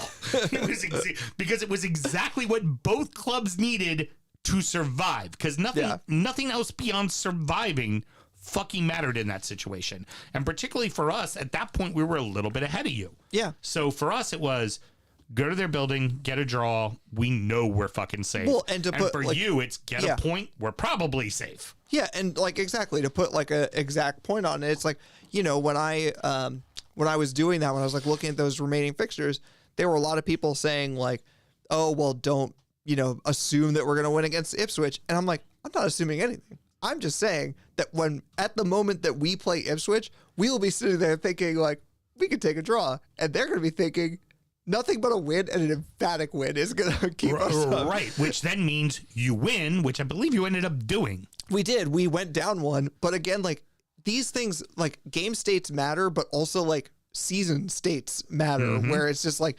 you have those in the bank and it allows you to play in a different way. And I saw that then, like when we played, it was like we played in a different way where it's like we went behind, but also it's like, look, all we have to do is get another goal back. It's a draw, and we're fine. And Ipswich are still in the shit. Right. And like Leeds are going to be in that same situation, you know, in 4 months or whatever, which is that they've banked these points, and they're gonna be like, okay. When we talk about the drop, it's always we need 3 teams to be worse than us, right? Yeah. And for the case of both Wolves and Burnley, you look above you, it ain't going to be Leeds. No. It ain't going to be Leeds. They're going to fight. They're going to fight. They may go down. Yeah. But you're going down with them. Right. Right? Like that's the case. And it's for Leeds, this is points you didn't expect, points at the right time. Yep. Now what they have to do is go to London this next weekend and not lay an egg against Brentford, because that is a massive 6-pointer for them. Right. They can't go fucking lay an egg in that match. They have to fucking succeed. But it feels like, again, it just the feel I've been getting from this team is they feel like a team that wants to stay up. They feel like a team that can stay up, and they also feel like a team that's been built to stay up. And hopefully for them and for Geckel, they can see now, like, we got these points that we weren't expecting. We get to go there, and like, even though it's an away game, even though, yes, we really ought to get 3, like we need to get 3 points out of this to stay up. Like, you don't have to feel that urgency, and you can just play your natural game. One does us well. Yeah. Yeah, one does us perfectly fine. And that moves us on to always the best thing to do when your team is struggling defensively is to take your talismanic, arguably one of the best Premier League players of all time. I think you could put him on the top 10 list easily, the short list. Right. And not fucking play him, exile him completely from the team, and be fucking mean to him. And Mo doesn't talk a lot. Yeah. But when he talks, he's E.F. Hutton, man. People talk. He talks, people fucking listen, man. That is all there is to it with him. And he came out and just basically said, I've been thrown under the bus. I am apparently the scapegoat for everything that is wrong with this club. And it's like, no, your fucking $130 million striker decided to take the entire, first quarter of the season off. Right. And isn't scoring you goals. Like, that's the fucking problem offensively. Yes, is he not scoring and putting up the numbers he normally does? Sure. Right. But that's because his midfield has to worry about what the fucking defense is doing. Because the defense is fucking horrific. So he's a man on an island. Very easy to double team him. Like, it just, all of these things get layered, and he's the guy you want to, like, he's won you 2 fucking titles. Yeah. Two more Premier League titles than you've ever won. He's been the leading goal scorer in this league a lot. Like, if he was already going to be the problem, then why'd you give him the extension? Yeah. Like, and then I'm not sure. Did you see what Arne Slot said in the pressers today? I saw some of the reaction to it. Yeah. Essentially asked if Mo's ever going to play a game for Liverpool again. He said, I don't know. We'll see. The Dutch, a literal people, we know this is very well documented.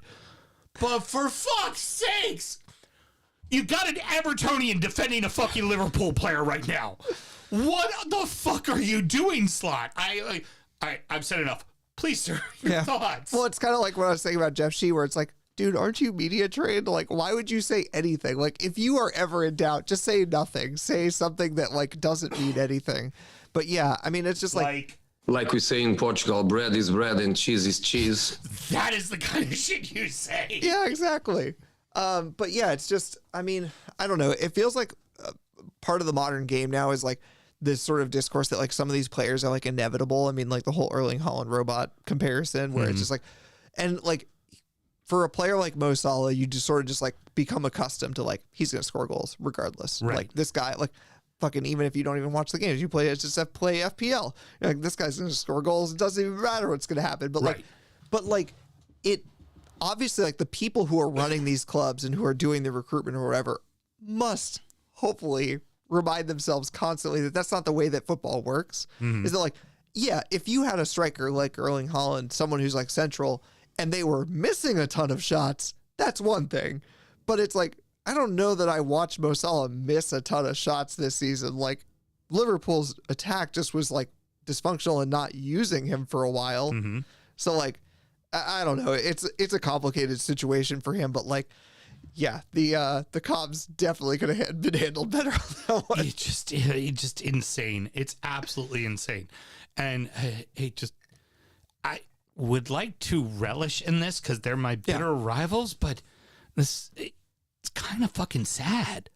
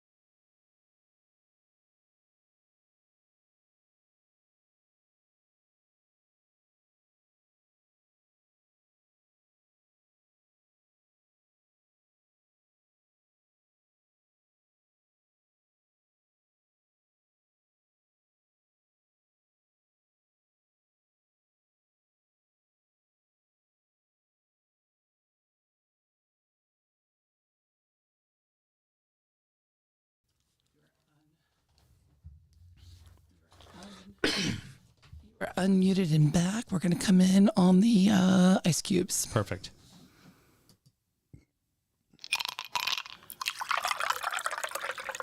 Rounding out the rest of the league, and so that happened. Man City 3, Sunderland 0, Spurs 2, Brentford 0, Chelsea 0, Bournemouth 0, Everton 3, Forest 0, Newcastle 2, Burnley 1, Brighton 1, West Ham 1, Palace 2, Fulham 1. We already kind of touched on it. Phil Foden is on a fucking roll right now, scoring a ton of goals, and the lead is now down to 2 points at the top of the table, and Graham still feels relatively confident.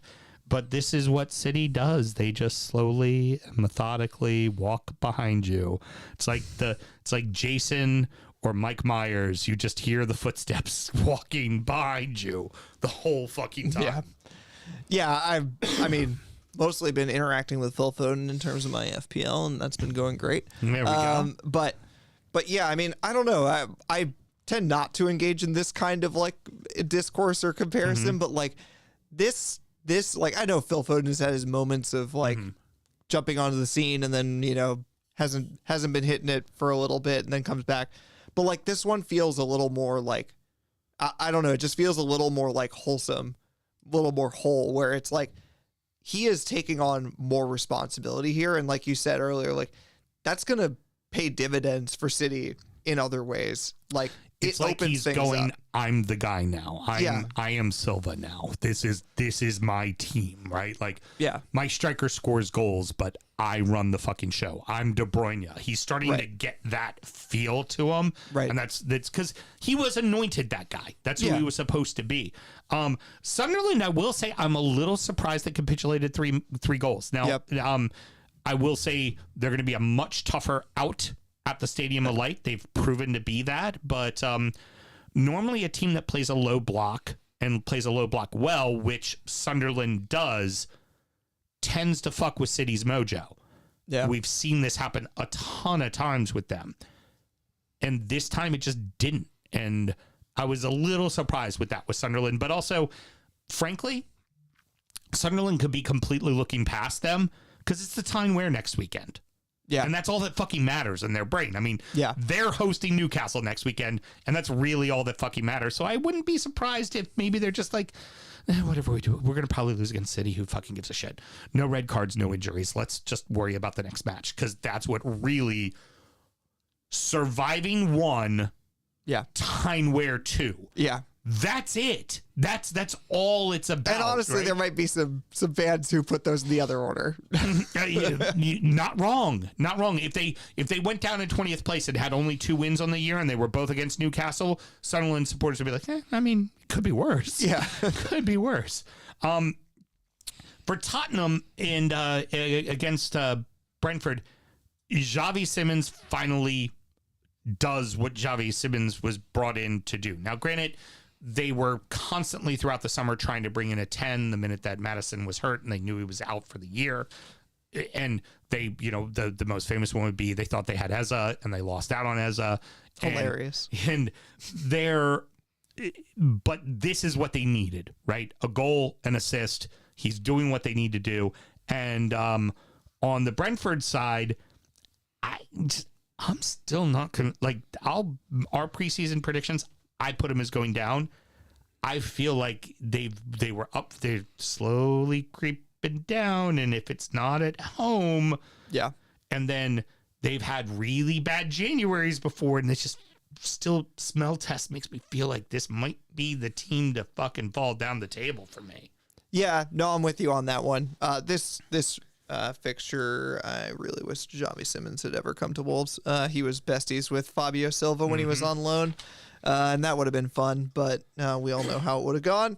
But yeah, I agree with you on Brentford's assessment. I just think, I don't know, they probably have a more competent ownership than us because that's not that hard. But at the same time, it helps they have a striker that's scoring goals. That helps a ton. Yeah, but at the same time, I agree that like I just haven't been like particularly wowed by much from Everton the last like 18 months or so. Like whether it's like on the pitch or You mean Brentford?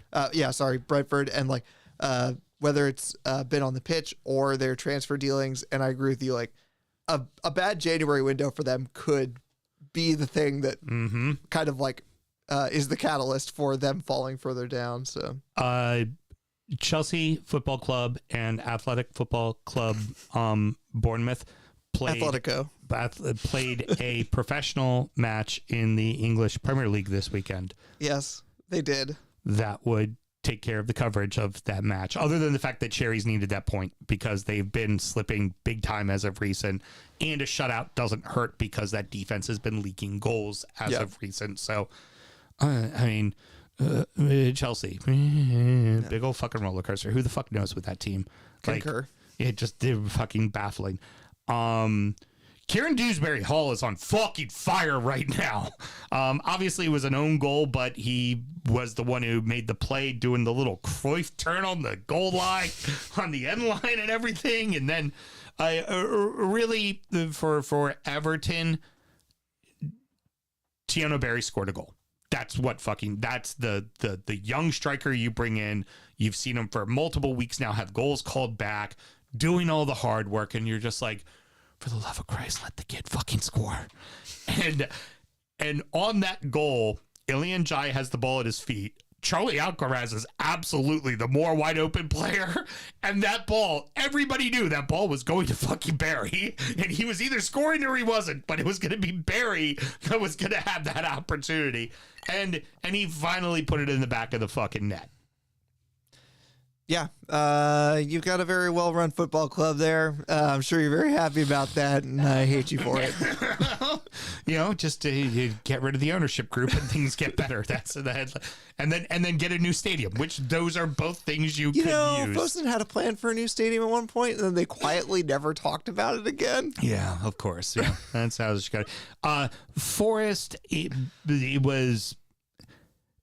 Dyche doesn't have a striker right now, right? He's down to his third choice without Awoniyi or Wood. And let's face it, Wood played for him at Burnley. He would love to have Chris Wood right now because I guarantee if Chris Wood is healthy by the start of January, he's going to score double digits goals again, like he does every year. Yeah. Every year he's low key. Nobody ever notices it. Every year he's in the Premier League, he scores 10 fucking goals. It's just what he does. And especially if it's Dyche will just be like, we're just going to feed him the ball 20 times a game, and he's going to inevitably score at least one with that big, meaty forehead eventually. Part of the reason Nuno had to go, I think Chris Wood scored a hat trick against us, and I'm pretty sure it was an early kickoff, too. Mm-hmm. So that's bringing back some pretty scarring memories right now. And I promise you, if he's healthy by the time we play our reverse fixture, he's scoring that hat trick again. Oh, without a fucking doubt. Magpies are really starting to gain steam. Newcastle's really starting to kind of figure it out. Obviously fucking 5th place to 12th place right now is divided by less than 4 points, right? It's tight, but the feeling, it seems like Newcastle is starting to get together. It feels like Newcastle are figuring out the Champions League and Premier League life balance, which they were having struggles with before, particularly at the start of the season. But the right people are healthy. I think Livramento being healthy is massive for them as a wingback because, he brings a different element to their team as far as being able to push up the wing and get more done. But and for Burnley, it's like, hey, nice try, but they just kind of feel destined to go down to me. Oh yeah, they're going to go down. Yeah, but also, I understand you have Alan here next week. The least that they can do is to still give us $60 million for Jurgen Strand Larson in January. Yeah, that's the least they can do. Just sell him to him. Yeah, even though Weiss is now healthy and they got Big Dick Nick, but hey, why not? Give us $60 million for him. If it wasn't for the fact that Barry scored, I'd be like, I'd take fucking Larson in a second. Yes. Speaking of Barry, Keith Kern says at this rate, Barry will be 2.5 goals this season. Yeah, pretty much. But you know what? I'll take the fucking one. I will take the fucking one. Honestly, Strand Larson of Everton, I could see it. Makes a lot of sense. Honestly. Dude, that one makes a lot of sense. I am buying you the very first Strand Larson Everton jersey. Nerd. I'm sorry, Stan Larson. Yeah, Stan Larson. I mean, this is something we didn't talk about in the Wolves segment, but I'll just mention it here. Like, there is a genuine scenario, I would say an increasingly likely scenario, that like the mission in January is to buy a championship team. And and I mean, obviously there are some players who are going to want to leave regardless, but like to actively get rid of players who are like of a Premier League standard. Oh, so yeah. like, Just start selling them now. Get the value you can for them now in January in the more pricier window. And then just start to prepare yourself for because we being in know the that like championship. an escape on this level has not happened before. I still think like that's predicated on different circumstances, but still like the math again is just not mathing. So. So I'd like to, this is my one pot shot at you. I'd like to say maybe you'll finish in 19th and Burnley will finish in 20th. But right now I'm a little bit more concerned about you guys breaking the Derby County worst points total. Oh, I think it's got to be in the conversation. Yeah, just like I was saying before, I would like Derby County at this point in their season, at the point that we are, had 6 points. And so that tells you everything you need to know about the back half of their season. So like, math is a little bit weird on that. However, it's one of those where like you can't rule it out at this point. Shit, you all scored a goal. Like that should be celebrated because there for a while, the last couple of weeks of the show, I've been going, can Wolves even fucking score? That is the participation trophy of comments. It was the first goal. Here, I have a note for it too. Because, I came with all my notes for Wolves. That was the first goal in 552 minutes. That's 9 hours and 12 minutes of football for us. Wow. Yeah, you're not going to catch Burnley. That's what we're going to say about Burnley. Seagulls had tons of chances, yet fell behind. And really, it all comes down to the end when they get their equalizing goal. And I'm like, I've seen plenty of time. So what you're telling me the handball rule is if that happened and he had kicked it directly into the net, it would be ruled out for handball. But because it happened and it went to another man and he kicked into the net, it's not a handball? VAR makes fools of us all. I just...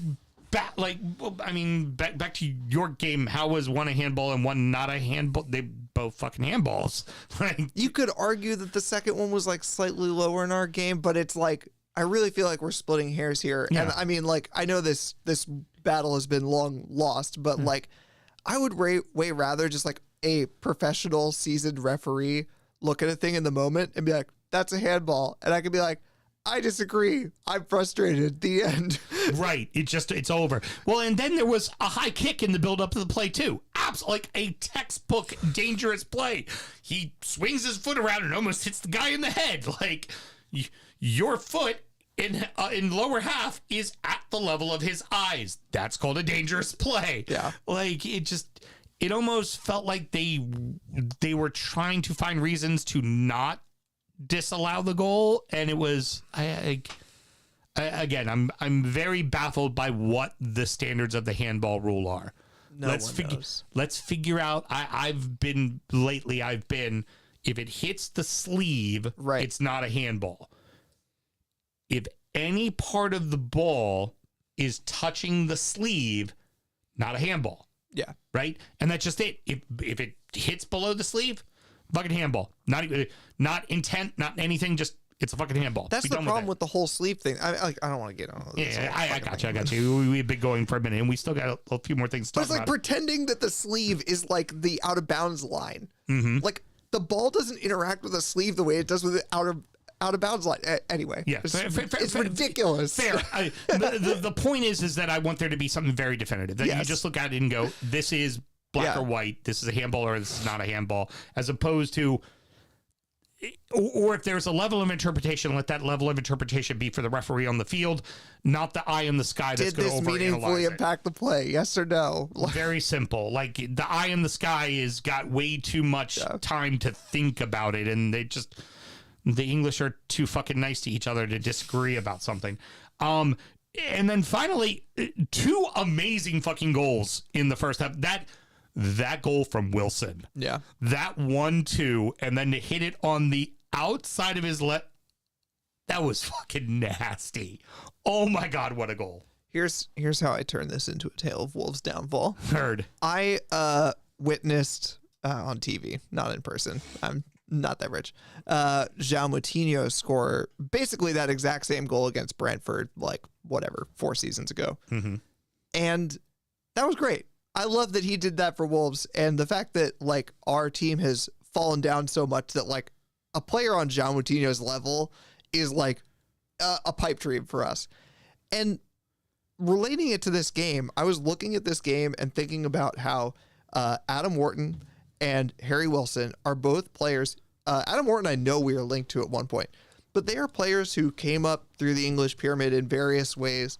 And those are players that like Wolves fans will know, not if we see a link to them, do not get excited, because this ownership group is not interested in buying players who they think is like, oh, a slightly inflated price because it's from the English system.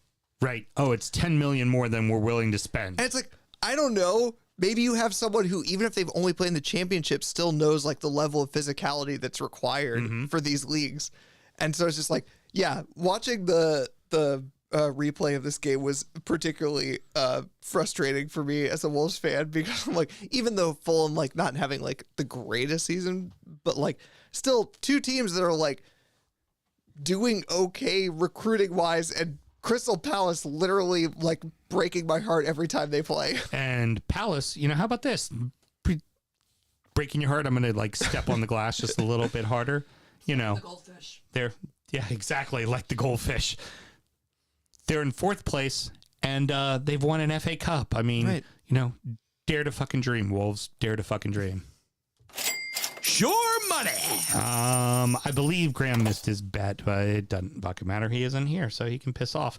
I lost, and because Barnes didn't get in, so that would have made it mute, but Dan Burn did not get a header on goal, although Njai did get his shot on goal. So I am down $937. Big Sam's Lock of the Week. Danny, did you know that 7.692307769% of the time, it works 100% of the time? AKA, I've gotten one bet right this year. You know how many bets that is better than Sam? One bet better than Sam, because Sam has gotten 0 right for the past 3 seasons. I'm going very simple. I'm taking over-unders for this week on a 2-game parlay. I'm going to take the over 3.5 in Liverpool and Brighton. They have scored at least 4 goals in their last 6 times they've faced each other. So there's going to be goals in that match. And I'm taking the under 2.5 in the Tyne-Wear Derby. This is 1-1 or 1-0, and that is it. It's going to be a or a 2-0, but it's going to be a cagey game. And if that hits, I get plus $330. So that is going to wrap it up. How much injury time in the Tyne-Wear Derby? Oh, Due to injuries, fights, whatever. fighting each other, hitting horses. I don't know. There's a lot. Fights that in could the go on. stands. Fights in the stand. Well, it's at Sunderland, so it'll be relatively tame. With St. James Park, that'd be another thing. That is going to wrap it up, boys and girls. Danny, do you have any parting words for us? Oh, Lord, someone please fire Jeff Shee. Go watch my other podcast, Whole Lot of Wolves. You know, we're doing our best. I got something here, and I know we've run real long, but it has to be discussed because it's about football. Ultimately, it's about football. Yes, this blends over to politics, and I know people are very divisive about the current political system in the United States, but that entire draw for the World Cup, and this is a reference to Zach and Miri Make a Porno. This was Infantino and Trump literally doing a double Dutch rudder to one another, just looking each other in the face and jerking each other off.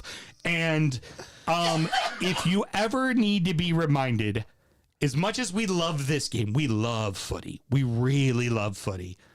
If you ever need to be reminded what is the most corrupt sports organization in the entire world, look no further than Infantino deciding, you know what? Trump didn't get the Nobel Peace Prize, so we're going to create a brand new award, the FIFA Peace Prize, very specifically so that Trump could get his quote-unquote Peace Prize. Yeah. And the level of just choking on cock that Infantino was doing was fucking embarrassing. And I don't care what side you're on, anyone looking at that went, ugh, dude, fucking cringe, man. I mean, it would be surprising if it weren't Infantino, who like has priors for these things. And like, I imagine you guys have UK listeners. You guys have been around long enough. If you have any UK listeners who have like maybe not seen all this before, it's like us in the US have seen so many people, you know, do their best to lavish Trump with whatever kind of praise they can conjure out of nowhere. It has become sadly kind of a weekly exercise now, but since he came onto the political scene, that has been kind of like the constant, like people trying to get on his good side at various levels of overtness. Absolutely. And even so, this was over the top by several orders of magnitude. I mean, I clocked it immediately when I saw the schedule. I was like, oh, he got Village People do YMCA because it's literally Trump's favorite song. Right. No one knows why it's his favorite song, but like literally that's the only reason he did that was because it's Trump's favorite song. Well, I mean, he had his blowing Billy moment. So, I mean, YMCA about going to fucking, you know, where men would go hook up at. So, I mean, just saying. I mean, just saying. If you're going to take the song literally for what its message is, but yeah, the level of glazing that was happening for weeks, really, because it's like they announced the Peace Prize, I think like at the beginning of November or something. It was like a month between its inception and its first award. And I am so interested to see who wins the second, because they said it's going to be annual. Yeah. Every single year. Do you think they're going to give it to Trump every year? I don't.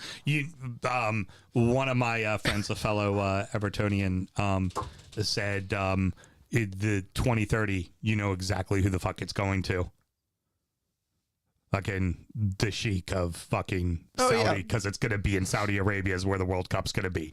You know it's going to get given to him. You know, like, put the fucking money on it. I guarantee you if there's odds on it already, it's even money for him to fucking win. You know what this makes me think of? I just imagine, so like every year they give out the FIFA Peace Prize to like some other like dictator or fascist. Then I guess BB's getting it next year. Yeah. Like they give it to somebody of like extremely dubious public standing. Yeah.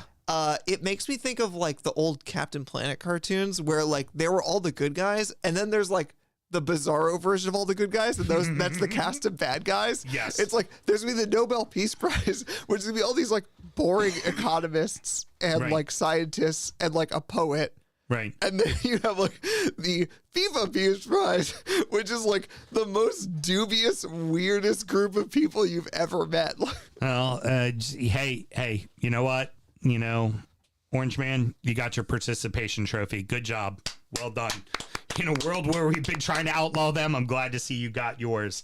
That's going to wrap it up, boys and girls. And next up is DU Does the EFL, where, not the EFL, DU Does EFL, where we're going to talk about a little bit that went on with the championship, but the big thing is everything that went on with the FA Cup second round. And there are some great fucking stories. And we also already have the draw, so I'm going to mention a few notables as well. After that, it's going to be injury time, where we preview the weekend's action. We talk about the beers we've been drinking, check in on our fantasy and our adopted clubs. Producer Mel, should somebody want to find a way to support the show, how do they go about doing that? You scroll down. Yep. Right now, scroll a little bit down and you see that link right there. That's the link you click on, the one that says patreon.com/DU Football Show. Excellent. And Danny, as always, thank you so much for joining us. You were fabulous. Till next week, everybody. Oh, good night. Say good night, Danny. Oh, good night, Danny.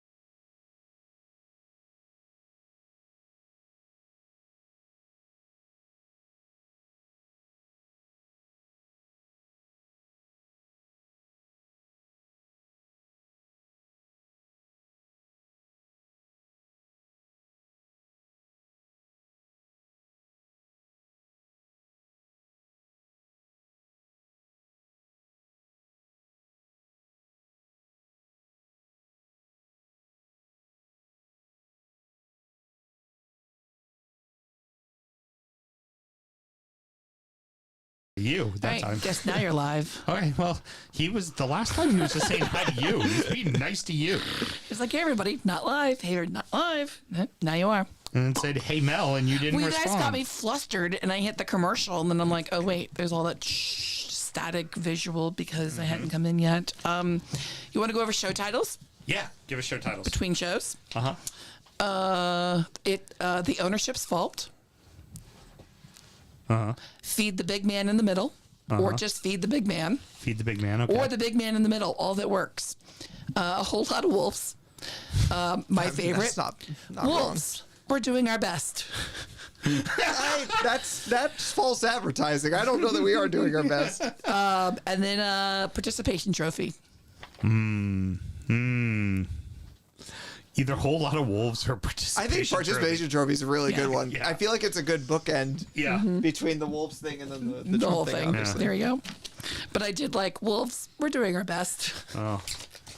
Well, there you go, Danny. I gave you 40 fucking minutes of this show for fucking Wolves. Well, people know a little bit more about the weird labyrinthine problem that we have. Hey, cheap viewers at streambo.com. Well, that's the idea Ready for the block. of why we like Here comes the block. the point of having like you on. It's like, okay, well, you know, this What the hell is going Well, on? this game would have totally been the final game in Right. OSO that happened. That's Yeah. where it would have been, because it's always the Monday game, unless it's something yeah. incredible happens, it's the last game on OSO, because our notes are fully written and literally we're just waiting to write in the notes for Yeah. the last fucking game. Yep. Yeah, I'll take one. Thank you, baby.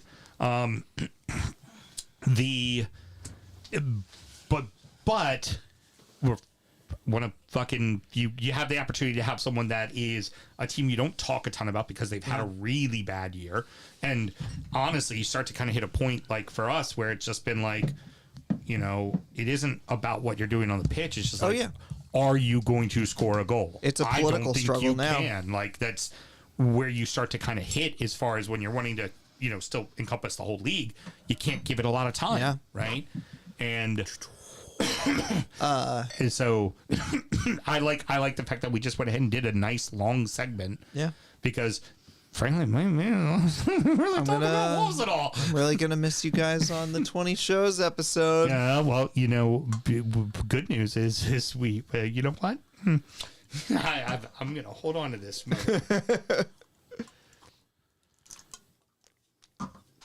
But what if we did escape? The moment you did, I guarantee you that would lead the show. If you pulled off the escape, that would be the lead of the show. I'll drop everything and come down here. All right, producer Mel, we ready to do this? Yep. Let's do Danny's future show. Stepped all over what I was just about to do, producer Mel. Good instincts. Preview. It's not even recording. Nobody's watching. 4 people are watching.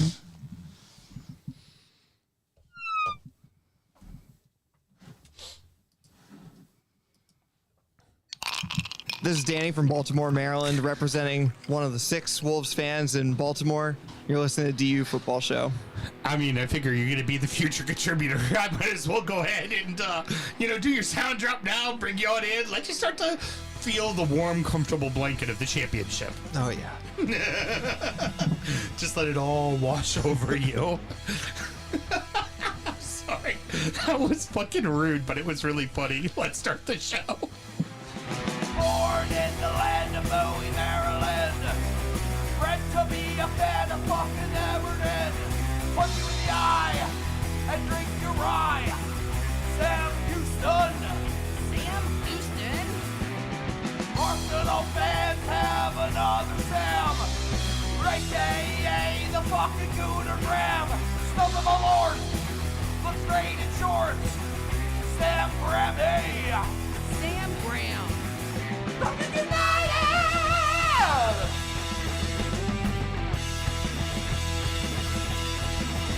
Fucking United!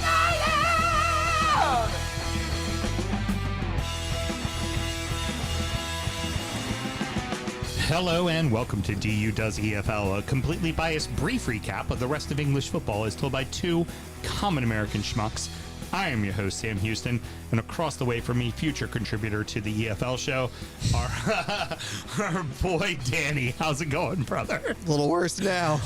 Well, you know, that's going to be the bit. You're going to have to send me weekly updates about what's going on next God season. damn it. You're like, I'm not going to be able to do the 20 for 20 show. Yeah, but you can do a weekly show. And of course, on the ones and twos, we have producer Mel. How you doing over there? I'm doing good. Gecko pointed out the Black County Derby, along with other Midland Derbies for Wolves next year. Yeah. See, good things to look forward to. It's not what you want. You'd rather see West Bromwich Albion get promoted, but if you do get 2 of those in a season, that is something to look forward to. Worst case scenario, they get promoted, we get relegated, but I don't think that's going to happen. So. No.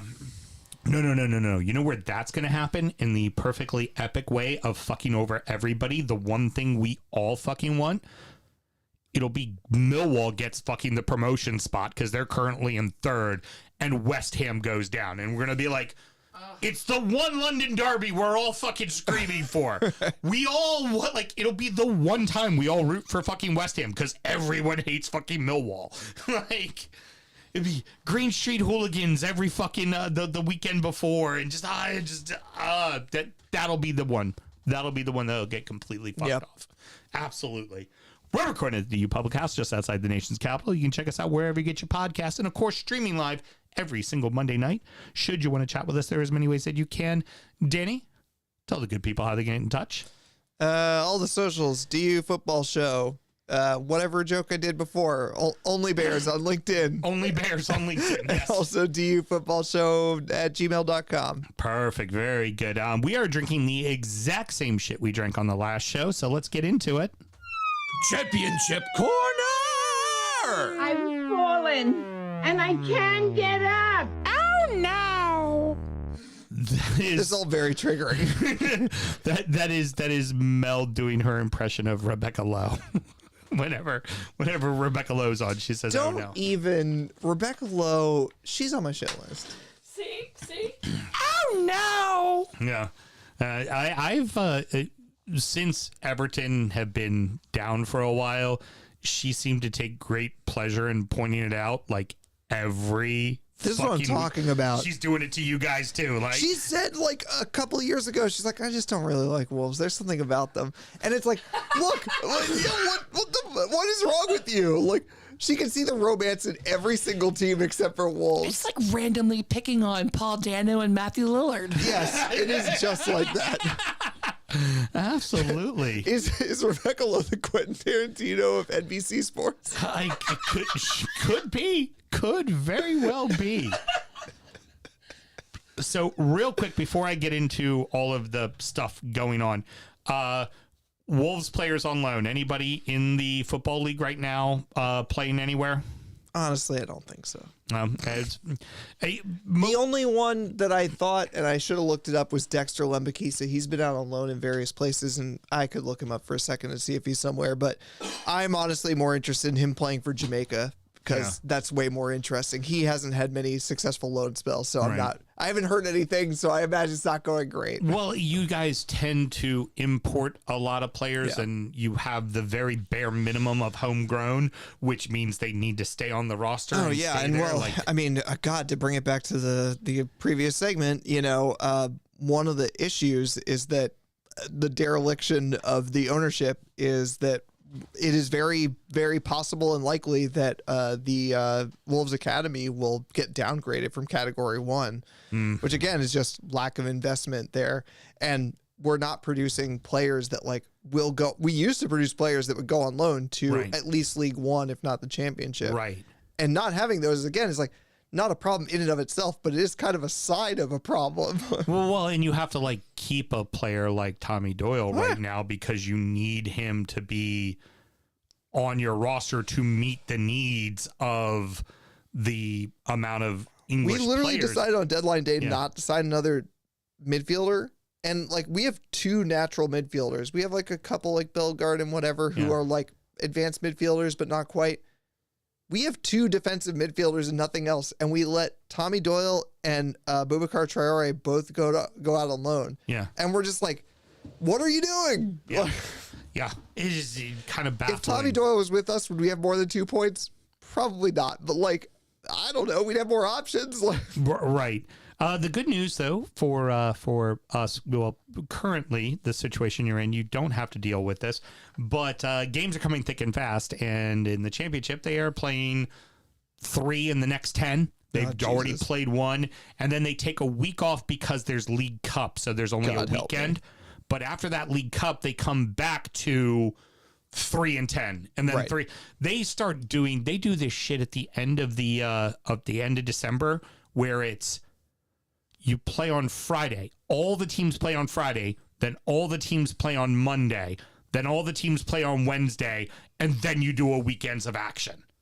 Like, just bonkers the amount of games they have to play. And honestly, it's been more the storylines from this weekend that have been way, way more interesting than the actual results. Blackburn had their match suspended due to a waterlogged pitch.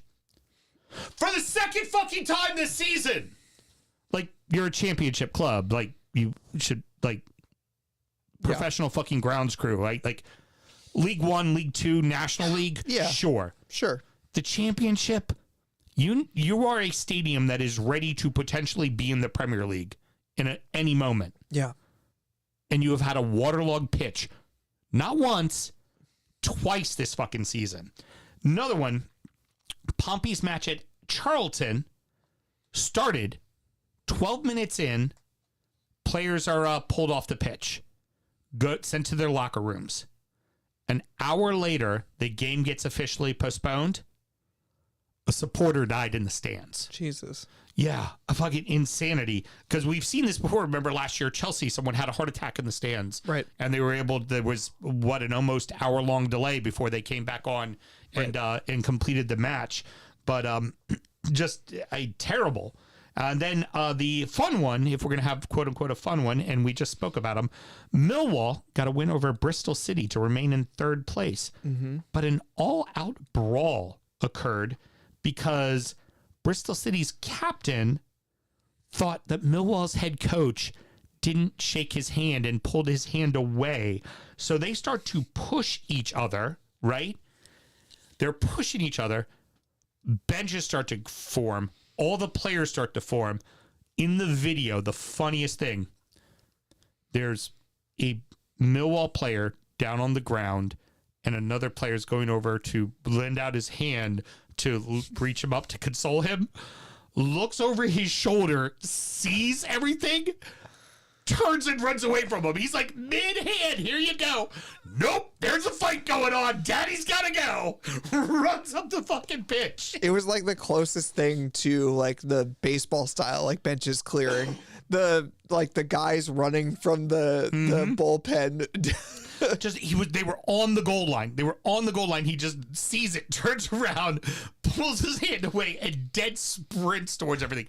There were I don't know if anything was landed, but there were arms being thrown. Like there were flat out punches being thrown at people. Absolute insanity. The exact kind of thing that someone on the news says, scenes you really don't want to see, and you're like, I kind of want to see it. Yeah. Well, and of course, shocker, Millwall.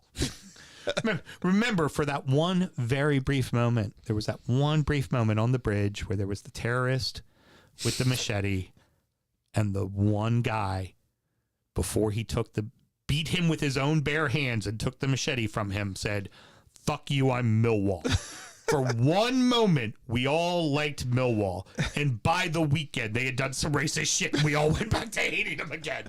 Like, it took 4 days for them to go, oh, wait, no, you're not allowed to like us. We're a bunch of cunts. Let's go. Let's set the record straight here. Let's go right back to who we are. A very interesting side note is Ipswich, who has been sitting in the middle of the table the whole season and really lost a ton of people when they went down, find themselves in 4th place. Moving on. League One and League Two had a bunch of games in hand that got played, but they're still trying to catch up on that. Only major note is Cardiff City in League One, basically 1st through 6th are all divided by about 3-4 points. and some of them have games in hand, some of them don't. But Cardiff City jumped from 4th back up to 1st, and they still have a game in hand as well. But none of that matters. Why does any of that matter, Danny? Why? Because it's the only thing that matters.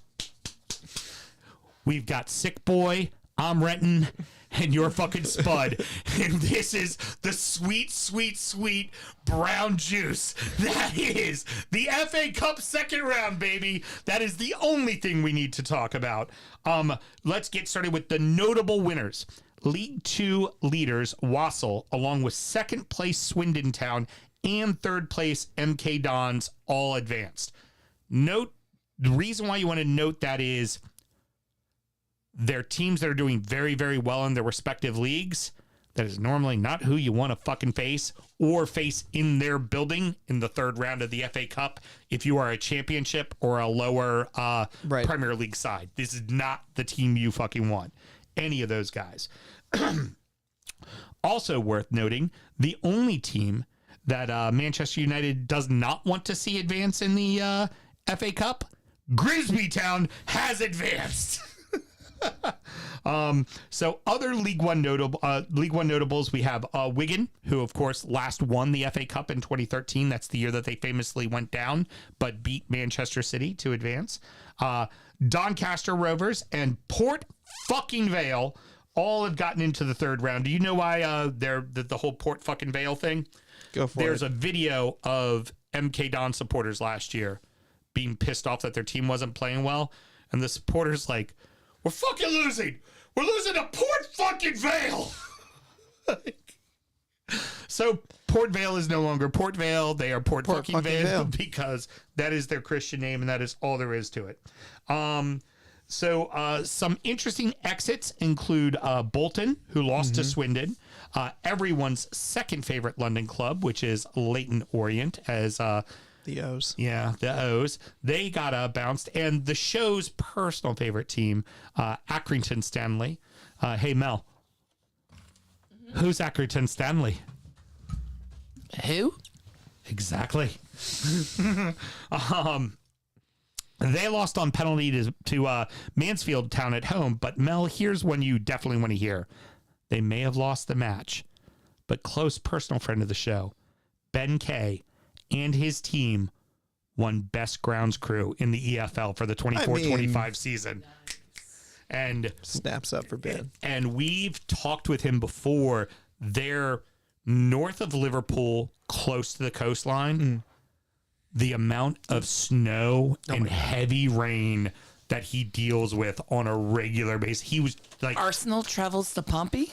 We're going to get to that in a Okay, second. sorry, Geckel. Yeah, I know. Hey, Gecko, we're going to be getting to that. Settle down. Keep it in your fucking pants, killer. I got a whole list of some shit, except for your team. So you tell us who you're playing, who you're going to lose to in the third round, because that's what you like to always do. Well, there's a 30-second delay. Okay, well, now he knows that. I'll now, shut off the answer in 30 seconds. Here's what we really care about. Who are the non-league sides that are in the third round? Obviously. I'm pleased to let you all know we have 3 of them. FA Cup darlings, Boreham Wood, the mighty fucking Wood. Mighty Wood. And they have advanced as they beat the worst side currently in the FA, Newport County, 3-1. Not to be outdone, the Silkmen of Mansfield Town beat Slough 3-1 to advance to the third round. But the big one Is that Derby?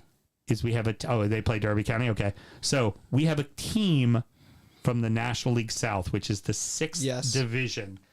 And I am so happy to say I get to use this sounder, not just for a team in the Prem, but In my way downtown, walking fast. I'm a seagull. Go fuck yourself. that's right. The Seagulls of Weston-super-Mare defeated Chelmsford 2-0 and are in the third round of the FA Cup. I love that it's Weston hyphenated lowercase super hyphenated uppercase mare. This is a name that I've come across in the past and never thought much of, but now that you're telling me they're the Seagulls, I am instantly confused, flummoxed. Right, because mare, horse. That they're right? not a horse of some kind. It's just, but admit it. This is right in the veins, right? This is Tom Tonks like. Please give me a Tom Tonks like character. Please give me a Tom Tonks like character on this team. Absolutely. First of all, I follow Tom Tonks on Twitter still. I think he follows me. I'm not sure. I should check that. Great guy. He's a Wolves fan, which is why I've kept this up, because it's amazing. He will not tweet very much and then all of a sudden just tweet in the middle of a Wolves game like we're fucking shite or something. I was like, okay, he's watching the game. Love it. Absolutely love it. But yeah, this is like Christmas come early. I've already seen a tweet about some League Two or non-league player like who used to be an electrician up on a scaffolding, like fixing the lights because the lights went out. Yes. Like, this is what we want to see. Hey, it's the Sutton with the backup goalkeeper who eats pies on the sideline and also works as a grounds crewman. Tonks selling fucking sandwiches out of a food truck. And wasn't it that same fixture with Tom Tonks that had the netting, the goal netting that wasn't put up correctly? Yes, they had to fix the goal netting, putting a player on the shoulders to do the netting. Oh, God, was so brilliant. I really hope that they did that on purpose. And the fact that it took extra fucking time for Tottenham to take the lead in that game. Perfect. Extra fucking time to take the lead in that game, which is so fucking brilliant. Again, it's what we live for. It's absolutely what we live for. So let's go ahead and get to the third round draw. Geck said Derby County's who they're playing. So notables, we're going to go ahead and talk about. Oh, and 100% losing. Mm-hmm. Oh, yeah, definitely.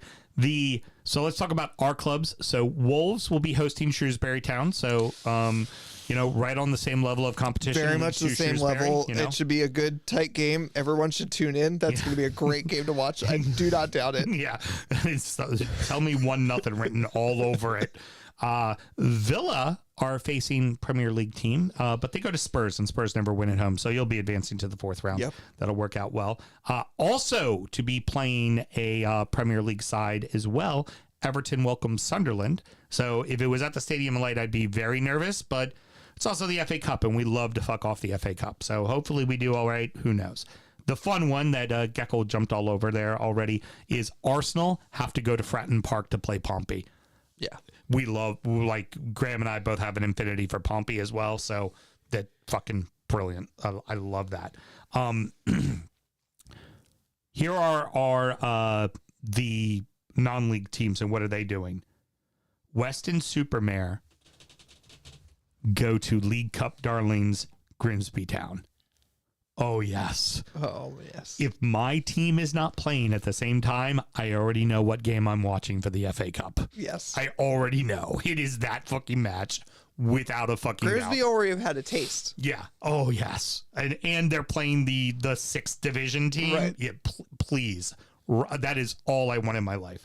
The Wood get to host Burton Albion. Mm-hmm. Burton Albion have not been doing well in League One. And the Wood are really good in their building, man. They've made it as far as the 5th round. Like, that's definitely one to watch. Don't sleep on the fucking Wood, man. They know what they're doing. Sleep on the Wood. And Macclesfield will be home to Palace, the FA Cup winners, so the defending champions. Oh, very good. Some would say home, a little bit of a frozen envelope. Warmed up the ping pong balls to make sure Palace got a favorable draw. Because, they're now on the same level of Liverpool and City, who will be both, ironically, no, not ironically, this is how it goes every year. They both get to host League One sides. They get Barnsley and Exeter City, respectively. I won't repeat whatever rant I had when I was here last year about the fucking run that City got in the FA Cup.